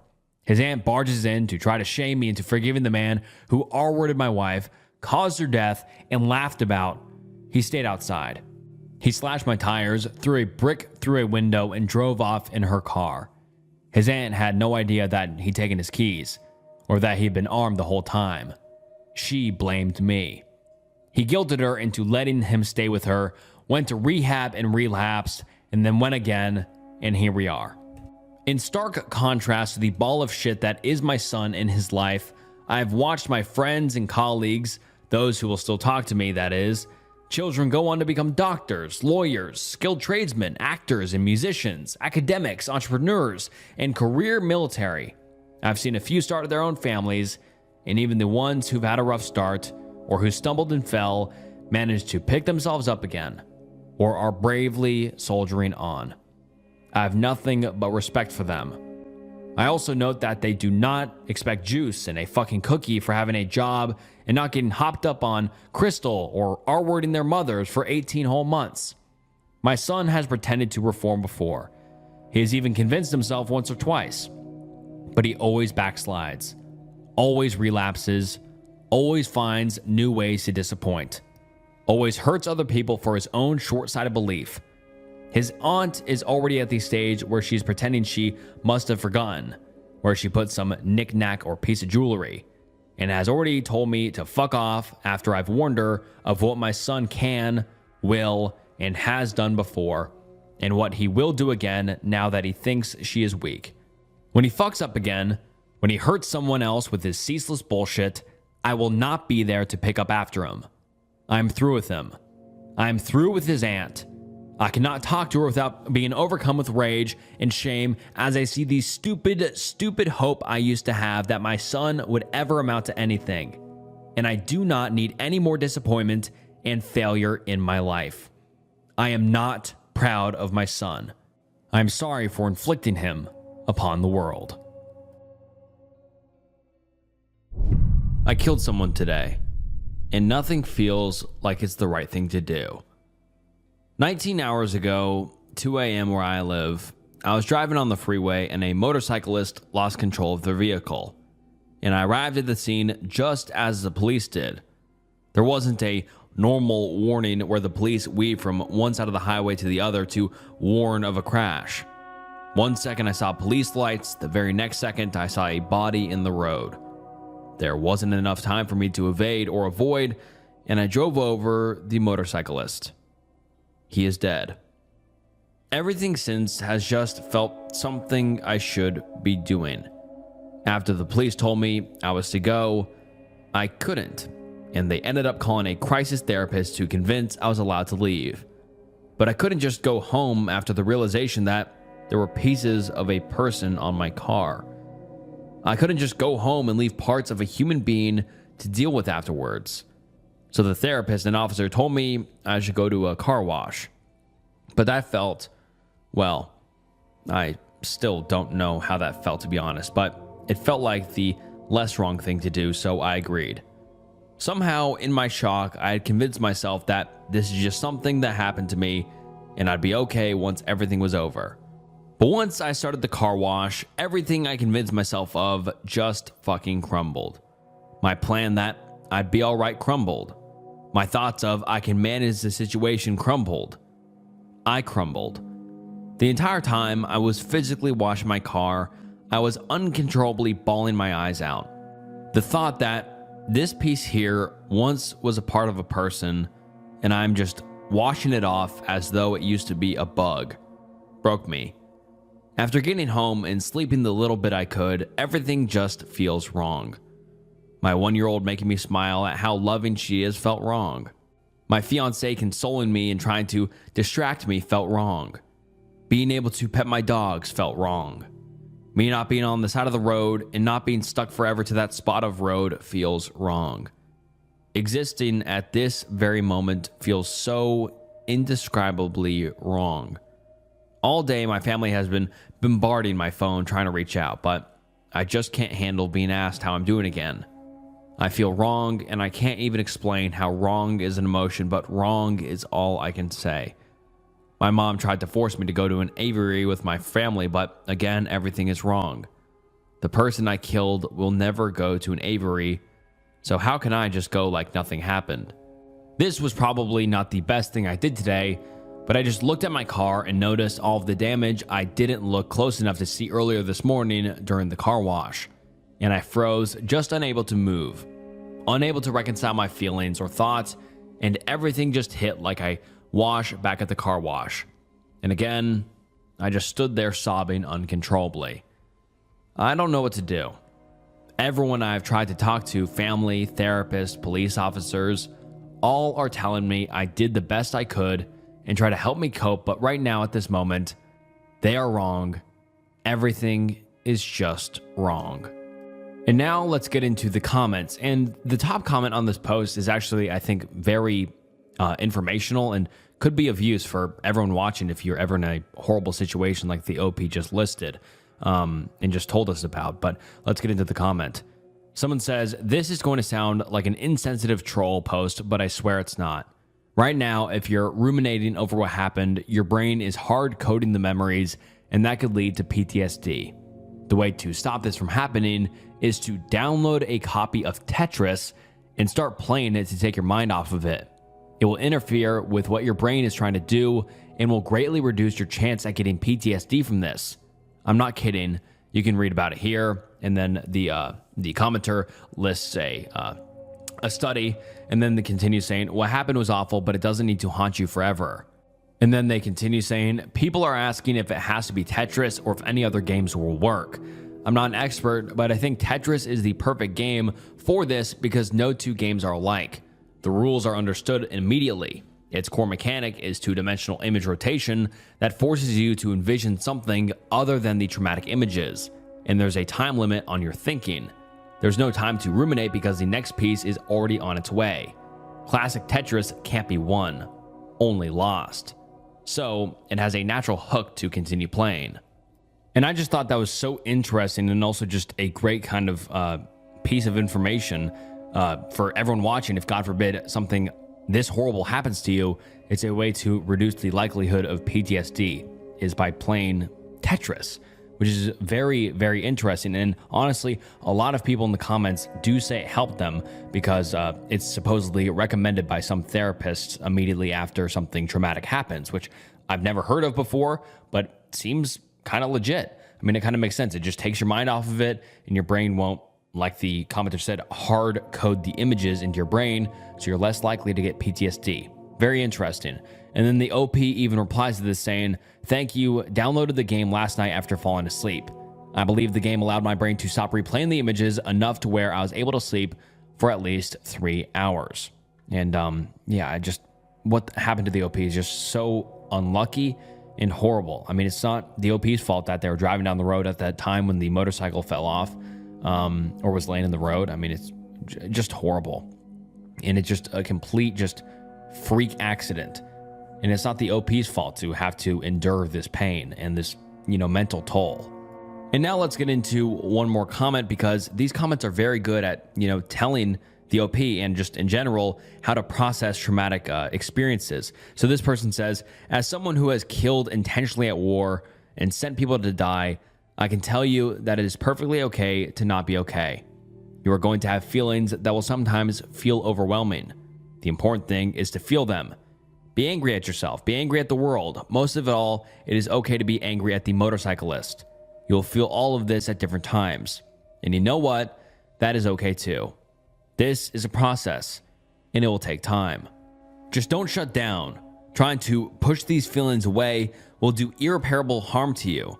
All of the feelings are valid in their own time. Guilt will kill you slowly or fast, but it will kill you. Accept what you have done and find the grace to eventually forgive yourself. It is not going to be easy, but keep talking and keep feeling." And people keep saying talking is very important. And I just think what the two things we just read were very interesting, and it could be just some good information to keep in the back of your mind if you ever experience something traumatic. Tetris after something can help your brain process it and not really remember it as well, which I guess is good. And kind of confronting the feelings and confronting the thoughts is also good. Don't try to push it away, because I think it'll rear its ugly head eventually. But this was just a horrible situation that the OP had to go with or deal with. And I mean, not really confession, but kind of. I mean, the OP killed someone, but it's just not the OP's fault at all. Just such a freak accident that's so, so horrible. Viewer submitted confession. "Hey Snook, I'd like to remain completely anonymous for this, and I appreciate you understanding. A few years ago, I worked for a moving company and took a lot of pride in my job.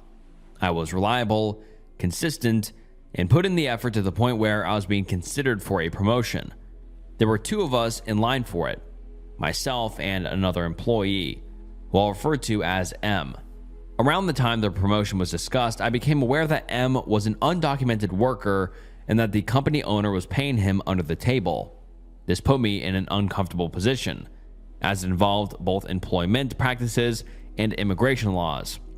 After giving it some thought, I reported the situation to the appropriate authorities. A few days later, M was no longer working at the company.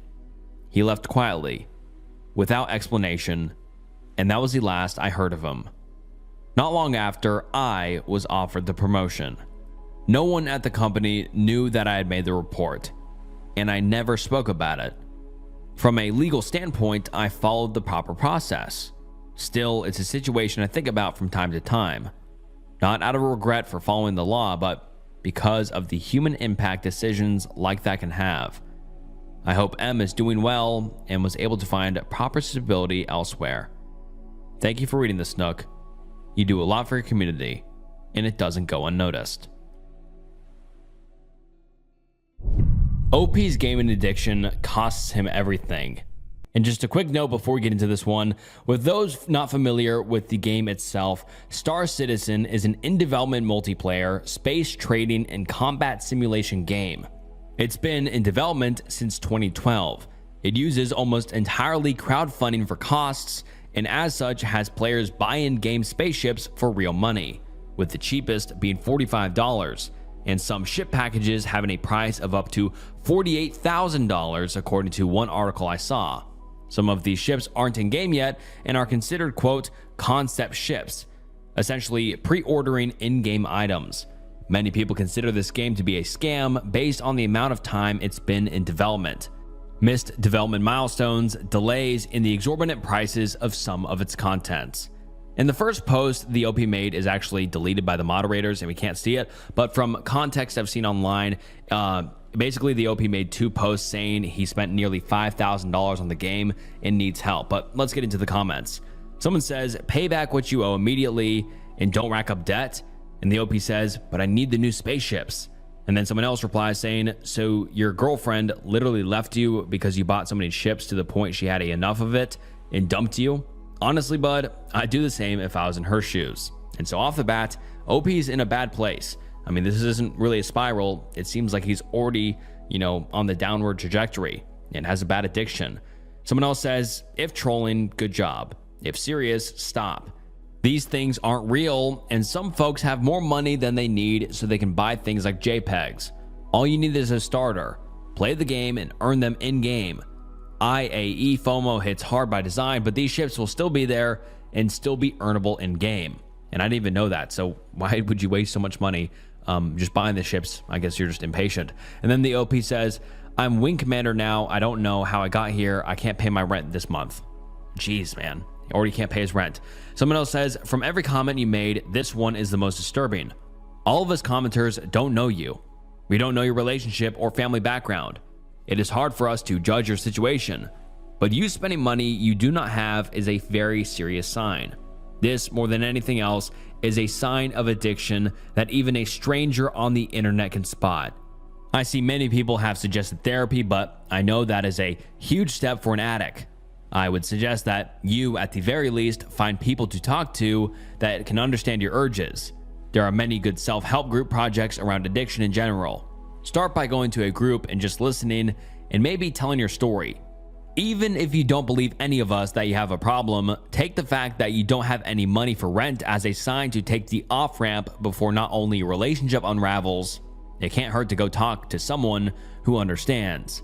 Take care, OP, and know that you can beat this.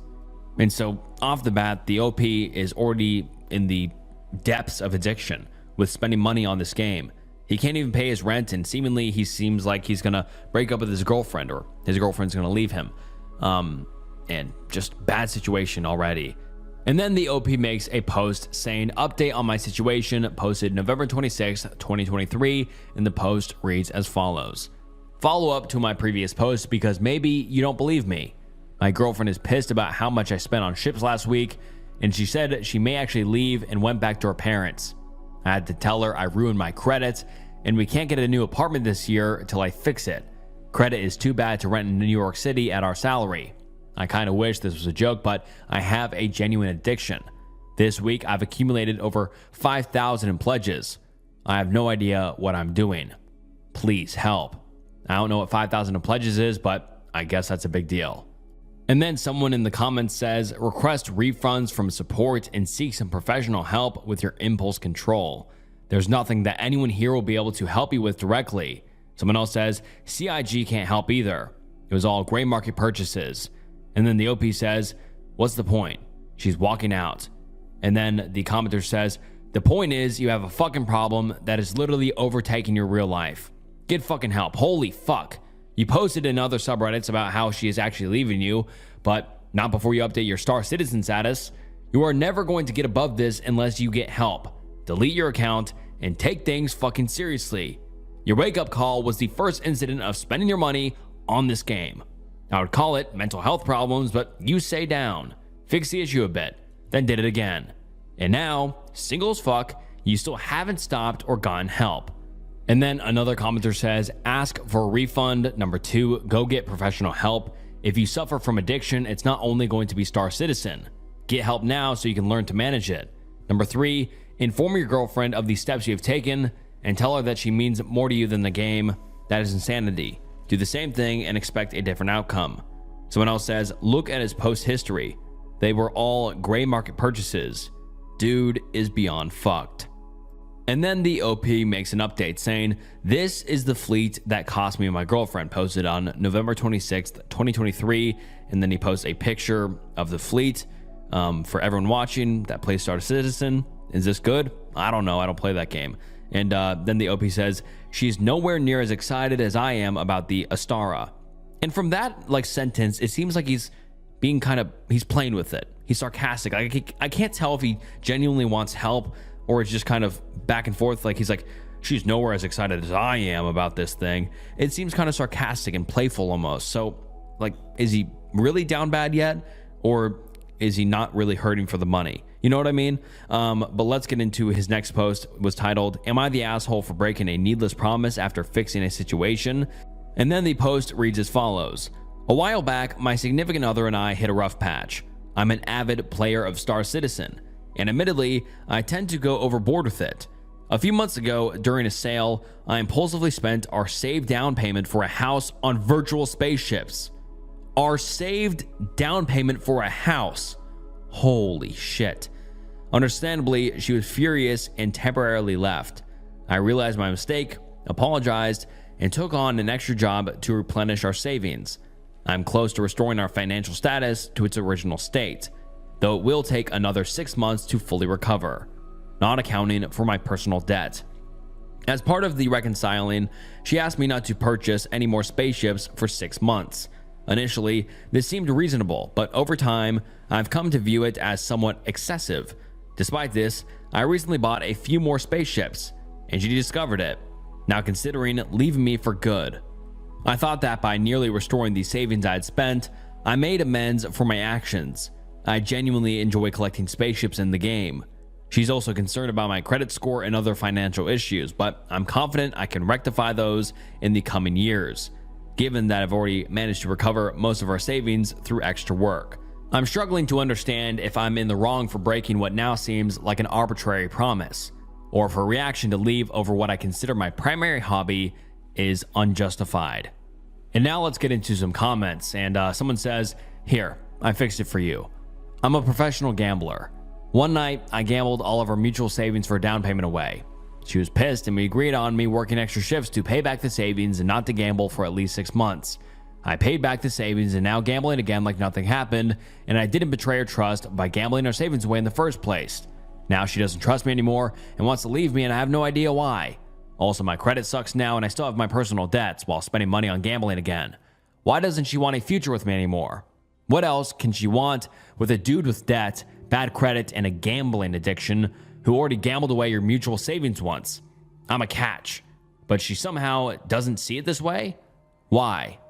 So this commenter is obviously kind of replacing the gaming addiction with gambling, and it makes it seem kind of worse. And then the OP has a interesting response to this, saying, "It is not gambling because I own the ships," which is a weird way to rationalize it. But then the guy comments saying, "You're gambling on their resale value, unless you have no intention of selling at all, in which case they aren't an investment in any helpful way here. You've mentioned in other responses that you see them as an investment, and they contribute nothing practical to your life. The very best you can hope for is a morale boost for time spent on your hobbies. And while it's nice to have that, you've gone so far over the line that you've risked and probably lost your relationship. You know full well you must do. Nobody can be this deluded." And I agree. The OP just seems so just kind of delusional. He's like, why does my girlfriend not see this as a hobby? Because you spent your fucking down payment on a house on video games. I mean, anybody would leave their significant other after that. Or not everybody, but a significant amount of people would. I mean, imagine you work your ass off, you're saving up with your significant other, and then boom, spends all the money on a video game? How does this guy not see that he's the problem here? And then another commenter says, "Wait, you spent $15,000 on digital spaceships in a game that were to be used for a house down payment behind the back of your spouse? After she discovered it, you told her that you'd replenish the money and stop buying ships for 6 months? You did get a job, and before both conditions were met, you already bought another goddamn spaceship? And you have the audacity to pretend they are investments in one comment and say that you would never sell them in another? Which is it, dipshit? Let me tell you, it's going to be a divorce. Please Please never reproduce and get your addiction under control before ever getting another girlfriend. Forget the judgment, in case it wasn't clear enough. And then someone else says, $15,000 on a video game? He's lucky she didn't stab him. Someone else says he buried the lead too. If you read his other posts, he dropped another 5K on virtual shit. And then the OP makes another post saying, 31 male, can I rebuild trust with my girlfriend after gaming addiction ruined our apartment plans? And then the post reads as follows. 31 male facing a crisis I never expected. My girlfriend and I had plans to move to a better apartment, but I jeopardized our dream by spending our savings on Star Citizen, a video game. This incident has made me realize that I might be battling a gaming addiction and impulsive spending. Despite her initial forgiveness and a clear agreement to not buy more in-game items for 6 months while replenishing our savings, I failed to stick to our plan. This breach of trust led to a major argument, especially after I refused her suggestion to sell my gaming account. Consequently, she's left, and we haven't spoken since. Oh boy. This situation has hit me hard, making me see how my gaming habit has turned from a hobby into a destructive force in my life. I'm struggling with the self-realization that my actions have not only damaged my relationship, but are also affecting my financial stability, as my credit score is now in jeopardy. The most painful part is recognizing how much I love her and the extent of the turmoil I'm in. I'm earnestly seeking advice on how to address my addiction and possibly salvage my relationship. And what I think is just crazy, before moving on to the comments, that he's just now kind of realizing that. It took her leaving him to even begin to think, oh, how do I get better? He hasn't listened to any of the comments suggesting get therapy, go to some sort of addiction counseling or whatever, talk to anybody. And now that he finally left her, now he's like, okay, I guess I'll get help. I guess I have an addiction. Like, it's so delayed. Like, he never even realized or wanted to take the advice that people gave him earlier. So what says he's going to take it now, you know? But let's get into some comments. Someone says, so let me get this straight. Number 1, you stole her money to buy pixel spaceships. Number 2, she forgave you as long as you stopped buying pixel spaceships. Number 3, you kept buying pixel spaceships. Number 4, you refused to fix the problem by selling off your pixel spaceships. Number 5, she realizes you love pixel spaceships more than her and left for good. I mean, dude, I'm sorry, but she's well shut of you. She's never coming back, and if she did, she'd still resent you. The childish response would be to keep sinking money you don't have into Star Citizen. The moral response would be to sell your account and send her the money that you owe her after you stole her savings. Someone else says, dude, I'm looking at your post history. You're in full-on denial about how you're spending/gaming addiction. You 1000% have an issue after you spent $15,000 in 6 months on optional purchases for a mobile game. And I looked it up. It's not a mobile game. It's a PC game. So I don't know why this commenter said that. But then they said, there's no way you can salvage the relationship without first addressing this issue. And even then, the chances are low that she'll take you back. If anything, you need to do this for yourself and your future. Do you want to have bad credit / be alone / be in debt to a game 10 years from now? You need to go cold turkey with this game. Sell your account / ships and lock yourself out of your account and go to therapy. And then the OP makes another post saying, resisting the urge to buy more ships. These repeat sales are making it quite difficult to leave the old credit card holstered. I can't be the only one. I do like that we get each a second chance though. And then some people in the comments say, don't buy more ships, dude. And then the OP said, I didn't. Someone else says, this profile has to be a troll at this point. If not, holy fuck, get actual help, like a therapist or a psych. Someone else says, I think so too. Looking at his fleet pick from 2 weeks ago, surely he's not missing any ship either, flight ready or concept. And then the OP says, missing a cutter.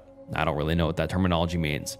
And then the OP makes a final update saying, hey, I ruined my life over a video game.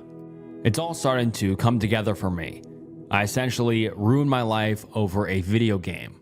I'm in massive unrecoverable debt. My girlfriend left me. My parents are refusing to speak to me. I have constant anxiety. My life is falling apart. I'm going to lose my job and I might lose my apartment. I haven't spent any money on games in a bit. I don't know. Sorry, this is so disorganized, I just need to vent. And then the OP makes one final post about this titled $61,000 in credit debt with no end in sight. And sadly, the post was taken down by moderators, so we can't see the details, but just from the title alone, holy shit. He got it up to $61,000 in credit debt. Credit card debt is so dangerous. I mean, the interest on those is insane. That $61,000 can compile into something horrific if he doesn't start paying it off. But that is just such a tragic story and spiral. And that was posted about a year ago or 2 years ago. And the OP's account has been deleted since then, so we have no idea what he's up to. Hopefully he was able to sell his account for a decent chunk of change and kind of bite away a lot of that $61,000. But from his habits that we can obviously see here, he wasn't making any sort of effort to help recover from his addiction and impulse spending and video game addiction. I mean, it's just horrible. I mean, he lost everything over a silly video game. I mean, video games are fun, but to ruin your life over them, yeah, that's just so tragic. And now let's get into some comments on this thread. Someone says, the scary thing is that his comments indicate that he clearly hasn't hit rock bottom yet. Addiction is scary, and he's ruined his and his girlfriend's life. And now he has no girlfriend and just crippling debt and a Star Citizen account, I guess. Hope it keeps him warm, comfortable, and housed at night. And then someone comments under this commenter saying, agreed. In the January 11th post, it's all passive. The gaming addiction ruined the apartment plans. Not his gaming addiction, and definitely not OP himself. It was just a random gaming addiction that came out of nowhere to destroy his life. And then someone else comments underneath that saying, yeah, this reads as a horror story. From the perspective of having spent a lot of time with gambling addicts and how their brain was working during their addiction, this dude clearly has a long way to fall. God help him. And I mean, just after reading those comments, you can see that everyone kind of agrees that it's not going to stop anytime soon because he didn't seek out for help once. And I mean, it's not going to just stop magically. And with just reading all his posts over the years, I mean, this was over years, like he didn't seem to want to get help once. He just kept blaming and saying, how can I recover things, but kept doing what was ruining things. I mean, just so sad. And yeah, like I said, it's been about a year and a half, 2 years since these posts were made or the final post was made. So hopefully he hasn't kept falling. Hopefully he learned from his mistakes and started to recover and got his life back together. But who knows, really? My adultery ruined my life. I hate myself for it. I'm writing this with a lot of pain in mind. I don't expect people to give me sympathy. I just wanted to share my story so that people could take a lesson. So please, before you cheat on your husband / wife / partner, think about what you are giving up for a few minutes of pleasure. I, 37 male, married my wife Annie, 35 female, about 13 years ago. We dated for 3 years and tied the knot. Our marriage was great. We were really happy. Suddenly, she becomes pregnant. I know it is kind of our fault because we didn't use protection every time. We decided to keep the baby, and our son, 10 male, was born. I thought our family was complete, but things drastically changed. My wife was always busy with our son. She used to be this fit girl who was always radiant, but she just looked like a zombie to me. She didn't care about how she looked while she was in public. I started to feel resentment towards her. Before I did anything stupid, I talked to her and gave her an ultimatum that if she doesn't go back her normal shape, I would leave her. She started to cry and say that she's always exhausted and doesn't have time. I told her I would help her as much as I can, but looking back now, I did the bare minimum. The trouble came when she was again pregnant after 5 years. All the hard work she has done was down the drain. She gained a lot of weight. I avoided her. Just looking at her made me sick. I was either at the gym or at the bar. I was looking for excuses to not come home. That's when I met a girl at my gym. She was hot and had a nice body. She was also very much younger than I was, 20 female. We started talking. I felt alive again. I felt like someone is here in front of me who appreciates me a lot. A few days later, I went to her house and we hooked up. It was like a drug to me. I didn't realize that I was becoming more and more distant with my family. So just like every cheater, I got caught. My wife found out that I was hooking up with someone else. She broke down in tears right in front of me, and she just kept repeating, "How could you do this to me? You broke our family." At that time, I did something bad. I'm still ashamed of it. I yelled at her and called her a hag. I told her if she looked after herself, I wouldn't have cheated, that it is all her fault. My wife started laughing. It confused me. She said if I helped her, she might have had the time. I was never home and outside fucking some random girl. She told me she wanted a divorce right there. I was really hateful towards her and said, "Fine, you can, but you really think any man would ever want you with your baggage, my kids?" I could see it broke her and crushed her. I wanted that at the time. The divorce was settled. She only wanted the house. We shared the custody of the kids. The divorce felt like a relief. I could be with my girlfriend whenever I wanted to. But that is when I saw the changes. Whenever I was home, the house was not clean. There would be dishes in the sink for days. I remember looking at them and calling Annie, but Annie didn't live in my house. It became tougher when it was my weekend to have the kids. I realized I knew jack shit about my kids. My son was a picky eater. My daughter was still very little. She would cry a lot. It was exhausting. No matter how much I try, my son would always complain about everything and tell me that's not how his mother did it. That wasn't the end of the problems. Things with my girlfriend became bland way too soon. My wife would always have a home-cooked meal ready for me, but my girlfriend is just happy to have leftover or frozen pizza for all she cares. I was sick of it. Intimate life was also very boring. My ex-wife was really great at being intimate. I never had any bad intimate experiences with her, but my girlfriend lacked imagination. Also, she has really one-dimensional personality. My son really picked on things. He started to resent me. He was rude towards my girlfriend. My girlfriend would abuse him by calling him a brat. The last straw was when my son yelled at me and said that he hated me and my girlfriend would never be his mommy. It struck me like a thunder. Things ended with her right there. On the other hand, Annie started to change a lot. She lost a lot of weight. She looked relaxed and like her old self. I once complimented her that she looked good. I only got a cold "thank you" back. I got to know from a mutual friend of ours that she would sometimes say that the divorce made her realize she deserved better. And things got better because she had some time for herself.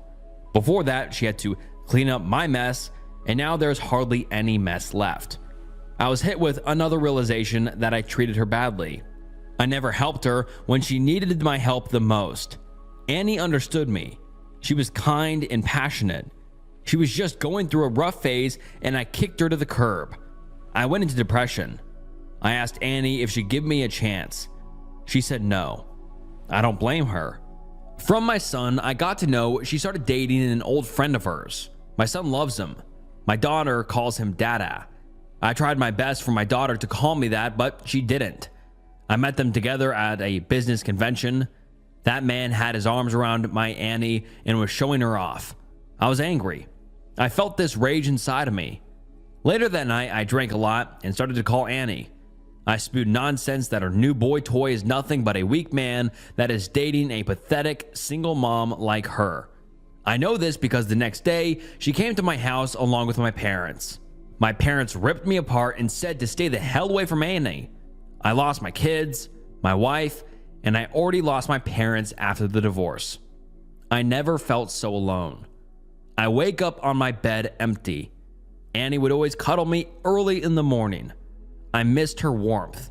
Things between my son didn't improve. He probably knows why me and his mother aren't together. A few months ago, Annie dropped a bomb. She said that she was pregnant. That was the moment I knew I lost her forever. From that moment, whenever I went to her house to get my kids, I would see how her boyfriend basically worships her and takes care of her needs.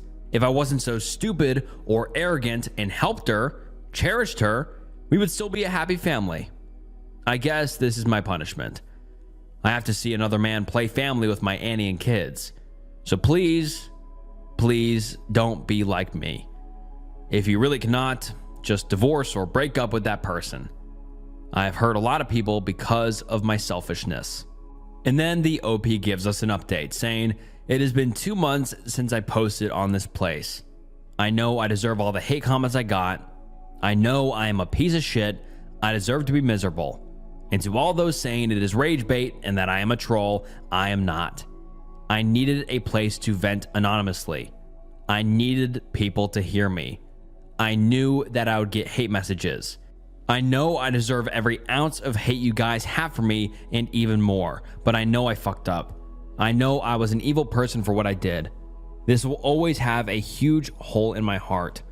I know I have to carry this guilt throughout my life, but to those who said I should get some help, I did. I've been going to therapy for a long time now. Therapy has helped me a lot. It made me a bit lighter, but still I had guilt and shame in my heart. I know I cannot go back in time and fix anything, but I am now trying my best so that I can be a better person than I was a few years ago. The first thing I did was begged for forgiveness from Annie. I told her I knew I was an asshole. She didn't deserve the way I treated her. She is a kind and sweet person. She always has been.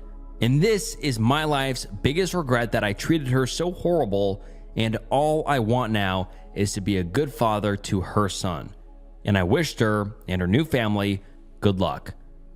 I know she picked a better man, and I hope she gets everything she deserves. She said she forgives me, but she doesn't want any kind of relationship with, unless, of course, it is about the kids. I also sat down with my son and said sorry to him too. I am an idiot that I didn't realize this whole thing put him and his sister in a weird position. I told both of them sorry individually. My son is still on the fence if he wants to forgive, but I try to be a better dad for them. I now understand I may never have the same kind of relationship with him, but I just want to do my duties as a father. I do not want them to become like me. Whenever they come to my place, I try to be more attentive towards them. My daughter does call me Papa now. I take them to get some ice cream or simply just on a fishing trip. My son likes to draw. I got him some art supplies. I know this will not buy me his love, but I want him to have everything. He has been a little more open towards me. He sometimes asks for my help with his homework.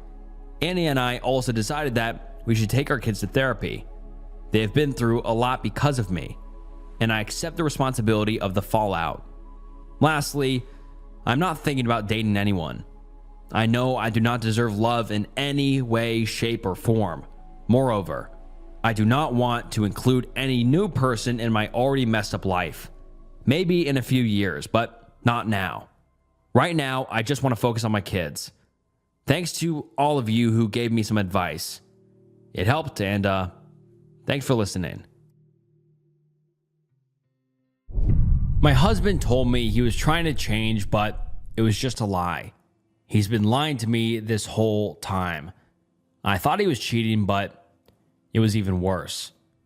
Originally posted to r/true off my chest, and the post reads as follows. Posting anonymously because I don't want anyone I know to find out what's going on with my marriage. I'm so embarrassed. When I was first married, my husband had no interest in gambling. When it started, it was just a few casual bets on football.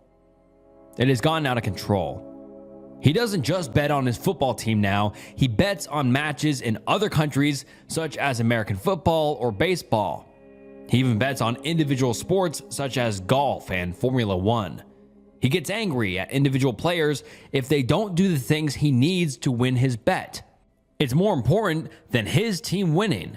I couldn't stand how much his gambling was costing us. At first, I thought he was cheating with the way he was acting. I was devastated when I found out he was betting. I wanted a divorce, but he begged me to stay and go to counseling. He said this was a wake-up call and that he would never gamble again. We are going to counseling together, and he's in individual counseling as well. He said he has stopped gambling, but he was lying the entire time. He has been in trouble with the police. They told me police in a different country were investigating posts from social media that threatened a player there. And it was traced back to my husband. My husband lost a bet and blamed that player. I'm not giving him another chance. I'm moving out this week and I'll be seeking a divorce. When I confronted him, he told me he never stopped gambling and was just saying what I wanted to hear. I can't believe how stupid and naive I was. And then a commenter says, "Don't you dare blame yourself. You did the right thing. You gave him a second chance, he blew it, not you. Never feel guilty for being a sympathetic and reasonable person. Shame on him for failing you as a partner. And shame on him for being a piece of shit. Maybe now that the police are involved, this may really be a wake-up call he needed.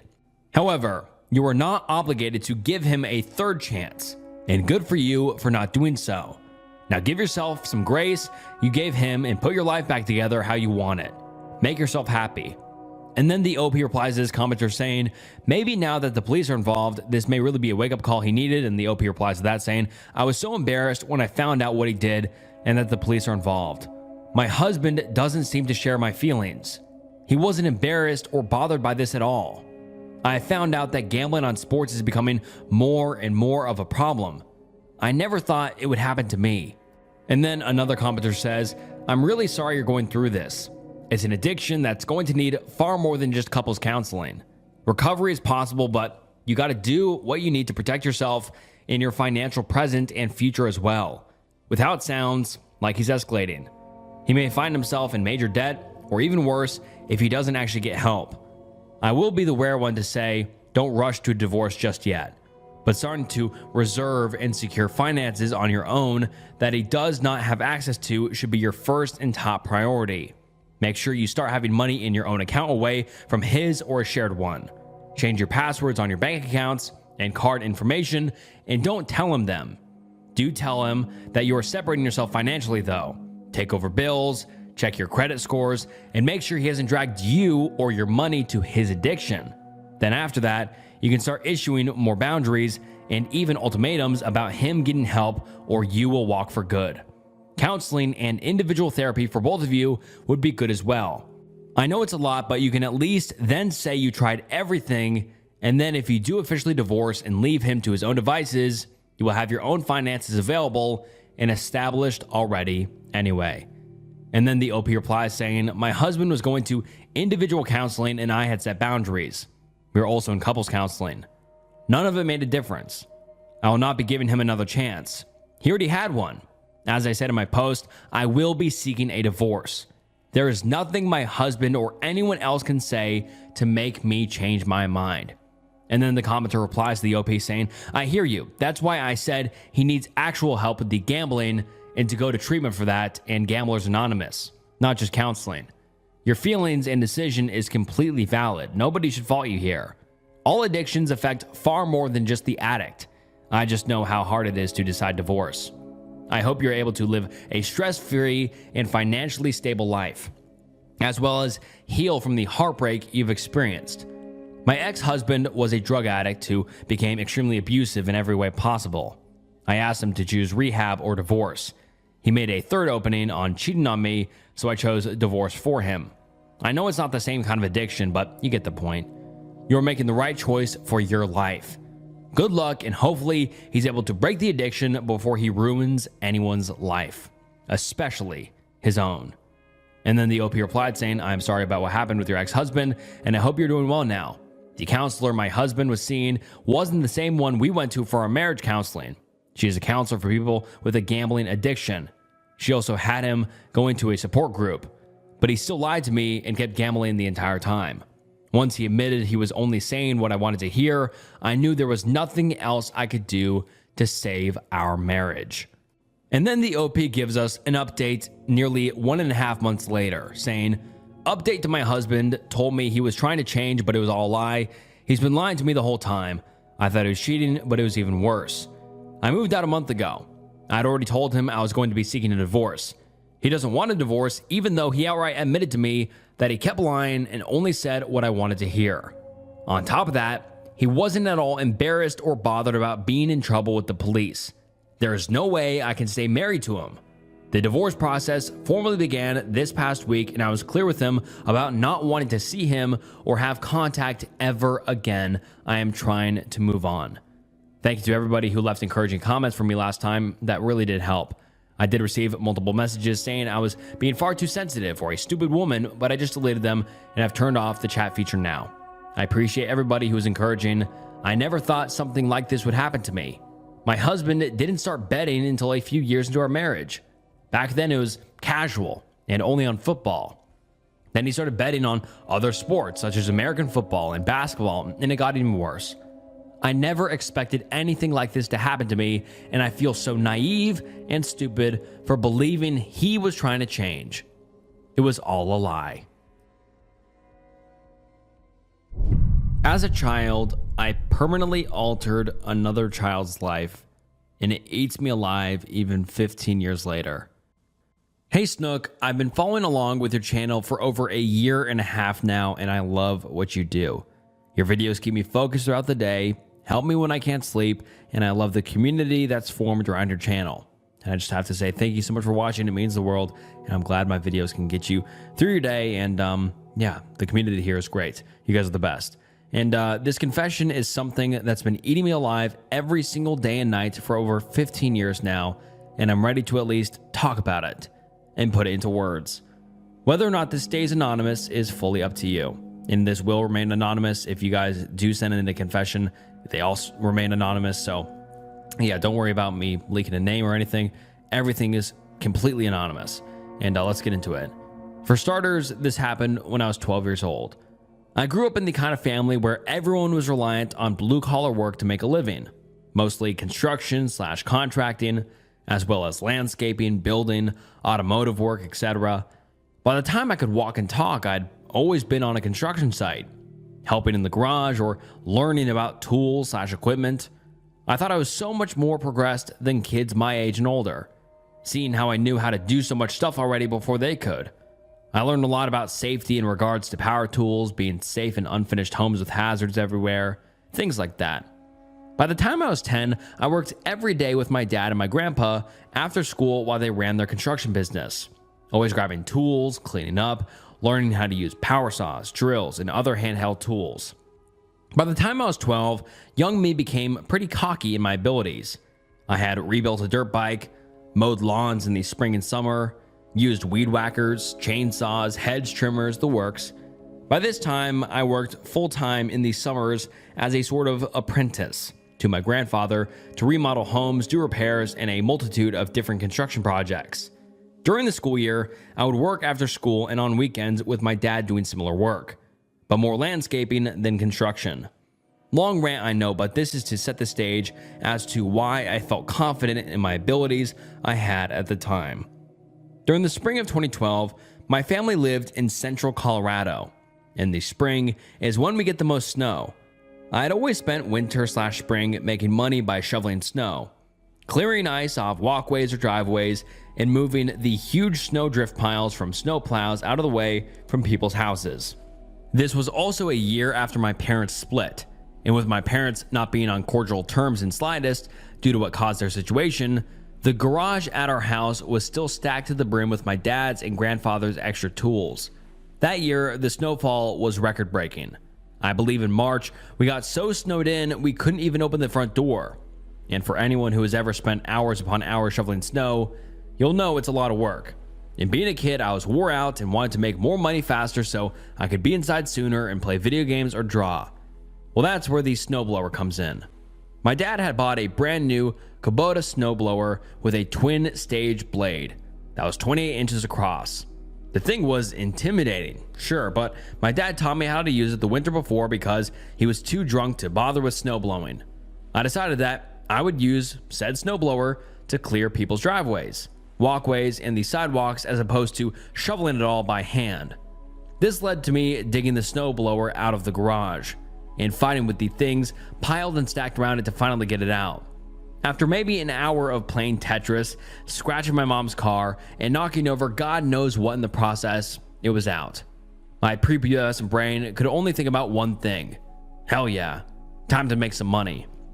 I started with our driveway, before anyone else's. I fought with starting the blower for longer than I'd like to admit. YouTube still didn't have instruction videos for everything, and I finally got it going. Trying to do it like my dad had shown me the year before, I managed to sloppily snow blow our entire driveway and sidewalk. 12-year-old me was elated, and I felt much more confident in this idea and this business plan because in my stupid, underdeveloped brain, I'm now a pro because I managed not to break anything or hurt myself. Stupid thought process, no doubt. This led to me drawing up a whole business model, and I was ready to take the neighborhood by storm. That night, I stayed up for hours making crude, hand-drawn flyers to stick in people's mailboxes or tape to their front doors. I watched late into the night how much it was snowing from the kitchen table while I made posters until I was fighting to keep my eyes open. I went to school the next day early, having to walk a mile through knee-deep snow with the biggest money-making idea ever really puts a pep in your step. I gave flyers to my teachers, other kids to give their parents, hell, even the custodian got one. And I was wearing a shit-eating grin ear to ear thinking about how rich I'm gonna be. It snowed the whole day. I even begged to go outside for recess because they weren't letting us to check the conditions. When school finally let us out, I peeled out of class like a bat out of hell with my backpack jammed full of flyers. On my walk home, I put one into every mailbox I passed and put them on the windows of cars that were buried in the snowdrift from the plows. By the time I made it home, I had gotten rid of at least 40 of them, and I sat waiting eagerly by the landline phone well into the evening. I even begged my mom to not answer the phone if someone called because it could be a customer. This is probably a great time to throw in the fact that my mother, who wasn't really present as a parent or as emotionally involved as most, now going through a messy split with my dad, they'd been together for over 20 years, had no clue that I was doing this. She just thought I was still shoveling snow for the neighbors. I waited late but the evening, hoping for a phone call from literally anyone. I thought at first people are having dinner. They're probably busy. Then I thought that nobody had bothered to check their mail yet. By the time 8 p.m. rolled around, I was discouraged and angry, feeling like my plan wasn't going to work. So that night, I decided to take a more direct approach. In my mind, I concluded that most people don't work on Saturdays, so people will be home. So what I'll do is go door to door with the snowblower to offer to clear people's driveways. And there's no possible way they could turn me down because I have a snowblower and could get it done fast. And they can enjoy their weekend in their pajamas while I'm the one freezing my ass off. So that night, I went into the garage, brought the snowblower close to the door, filled it with gas that had been sitting for God knows how long, and covered it with a blue tarp, hoping my mom wouldn't notice it moved when she went back to work in the morning. That Saturday morning at 8 a.m. sharp, I heard the garage open and my mom leave for work.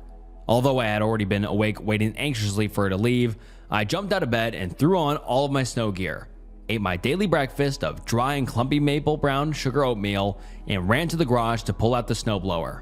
I thought I should do our driveway first, but realized if I was going to secretly use the snowblower, I'd have to do it very last so my mom wouldn't know I took it out. Stupid logic, I know, but I thought I was being so smart. So I rolled it out to the street and started making my way throughout the neighborhood. I started banging on doors to meet people that were not thrilled to be woken up to a shivering snot-nosed kid on their porch first thing in the morning on a Saturday. So they were pretty quick to blow me off. I think it was the 5th or 6th door that I knocked on my street that someone agreed to let me clear their driveway for $10. Huge money when you're 12. And I was over the moon. I started immediately and fought to lug this heavy-ass snowblower that was as big as me into their driveway and started. It definitely didn't look the best, but hey, it beat shoveling for 2 hours. I did this house without any incident. The nice older couple that lived there paid me, and I was on my way. Throughout the day, I did 6 more houses just like this. At one point, I ran out of gas and had to run home to get the gas jug to fill up the blower again, and kept trudging along through the neighborhood doing this. Later in the afternoon, around 3:15-ish, yes, I remember I've worn a watch my whole life and I'm very OCD compulsive about knowing the time and timing things, I passed one of the neighboring houses on the street where a ton of kids were outside. I knew most of the kids there because at least 4 of them were siblings and lived there. We always rode bikes and played in the drainage ditches together, so I, being cocky and with an ego bigger than my little body could handle, wanted to show off the fact that I could run this big, scary machine by myself. I started it to show them how it works and how cool it was that I could spray snow 10 feet away.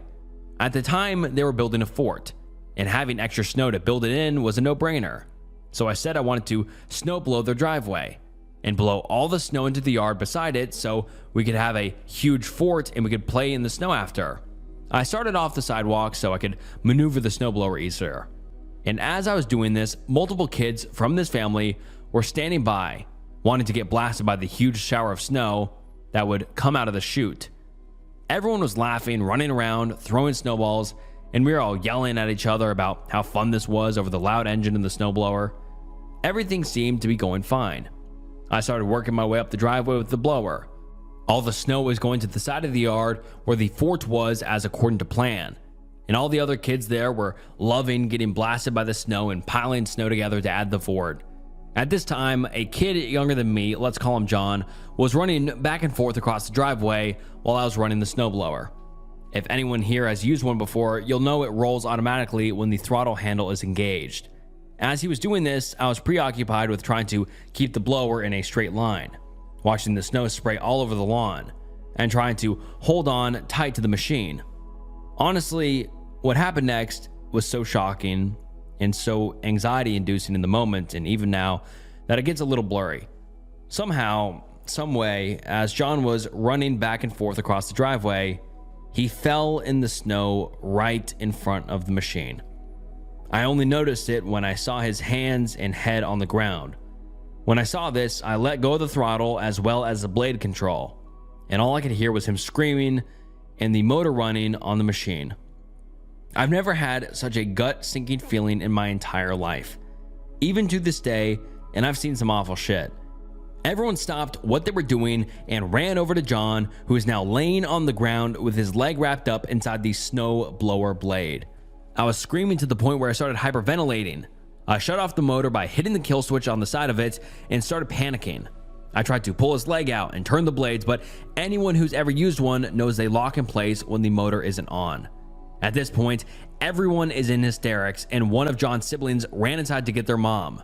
She comes running out, screaming and justifiably horrified to see her youngest kid's leg wrapped up in a snow blower blade. We all sat practically shitting our pants for the next 10 minutes watching John's mom try and wiggle and maneuver his leg out of the snow blower blade. He's screaming and crying and saying how much it hurts, and all I can think about is how my mom is going to actually kill me. I'm screaming I'm sorry over and over again. The other kids are yelling at me. John's mom is screaming at me, and the whole ordeal has me stuck in fight or flight mode. After about 15 minutes of wrestling John's leg out of the machine, his mom finally gets him free, and we can all visibly see his snow boot on his right foot has been cut open and looks very wet. After his mom handles it and grabs it with John screaming out in pain, we can see the blood on our hands, and at this point, everyone is crying and I'm dry heaving, unable to puke up my oatmeal from breakfast. From here, I watch as John Moms picks him up, practically throws him into their car, and drives much faster than what would be safe on snowy roads down the street and out of the neighborhood, presumably to the emergency room. Right about now, I'm having a full-blown panic attack. All of John's siblings and the other neighborhood kids that were at their house are yelling at me, calling me horrible names, and are just trying to grab me. I grabbed the snowblower and I pushed it as hard and fast as I could back to the house. I even went the long way, hoping they wouldn't follow and know where I lived. Spoiler, I've known these kids for years, so they know which house is mine. Once I got home, I shoved the snowblower back into the garage, covered it with the same blue tarp from earlier, ran to the bathroom and vomited it all over myself and all over the floor. I spent the next few hours shaking and dry heaving and thinking about how I'm going to hide this from my mom. After at least an hour and a half worth of having a panic attack, I realized that I now need to do something to at least be in my mom's good graces right now. I started cleaning the house and started making dinner, hoping that she would come home, drinking a whole bottle of wine, and pass out drunk. And this whole thing would blow over without her finding out. I spent the next few hours cleaning, peeking out the windows, hoping John's mom wasn't coming looking for me, and trying to get my story straight about what I did today. Eventually, my mom came home. I want to say it was around 7 p.m. at this point. I greeted her at the door, tried to be all nice and sweet like how kids act when they did something wrong, or if the principal is going to be calling home. And I swear, not even 20 minutes after she walked in, John's mom was at the front door. Hearing that door being pounded on and the doorbell being rung had me ready to puke once again. I tried to brush it off, telling my mom it's nobody, or like it was Mormons or something or someone trying to see something. But she opened the door anyways. Right there on our doorstep was John's mom, face red, eyes puffy from crying, and doing that stuttered breathing people do after they bawl. She absolutely tore into my mom. I'm sure the neighbors found out, from her screaming well before it became the hot neighborhood gossip for the month. I remember my mom just standing there dumbfounded. I mean, who could blame her? I was sneaky, did something that seemed out of the realm of possibility for a little 12-year-old kid to be doing, and blatantly tried to cover it up. I remember my mom grabbing me by my hair and started wailing on me in front of John's mom. At this point, both my mom and John's mom are screaming at me, and I'm screaming from being hit so hard, it was all kind of blurry. My mom pushed me to the ground and went outside with John's mom, and I could hear the yelling through the door. I sat there on the floor and cried harder than I ever have. It turns out that when John's leg got caught in the snow, it broke his foot and damaged 2 of his toes so badly they had to be amputated. The fact that he was wearing bulky snow boots, multiple layers under thick snow pants, and the fact that kids are pretty bendy is the only reason he didn't lose his whole foot. Or worse, his whole leg. At least, that's what the doctors had told John's mom and family. I got the absolute beating of a lifetime that night, and one to match 2 days after from my dad for it. Still have the scars on my back and neck from it. And to this day, I've never seen my mom so animalistic from anger. John wasn't in school for a while, is what I heard. He was multiple grades behind me, and when I finally saw him again, he was in a huge cast from his knees to his toe, and was in a wheelchair, probably because he was too young to figure out crutches. And I avoided him like the plague. I spent the next year that we lived in the house taking every route possible to avoid walking, riding my bike or skateboard, or doing anything even remotely close to John's house. Anytime I'd see his siblings, they'd throw things at me, hurl insults, or chase me down. I practically lived in fear for an entire year of that family before we moved because our housing situation was also caught in the crossfire of my parents' divorce. Every time I'd see John outside his house, he hobbled along or walked with a very noticeable limp. I never got to apologize in a way that matters. I mean, hell, what 12-year-old kid could?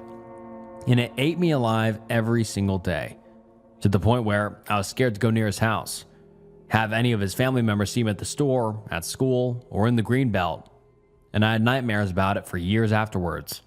Eventually, the snowblower was gotten rid of, along with tons of my dad's stuff, but every day I'd see it in the garage and just have this absolute gut-wrenching feeling. To this day, I still feel horribly guilty. I looked John up on Facebook a while back. He's got a kid now, and in a video with him and his fiance playing with their daughter, you can still see he walks with a slight limp.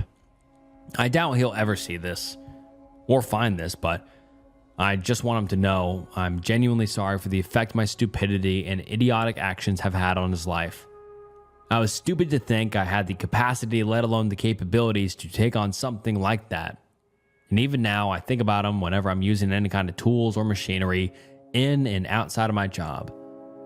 Thanks for taking the time to read this. I know it was long and drawn out. Please be safe around tools, machines, or equipment. It only takes a split second to permanently alter or end someone's life, or even your own.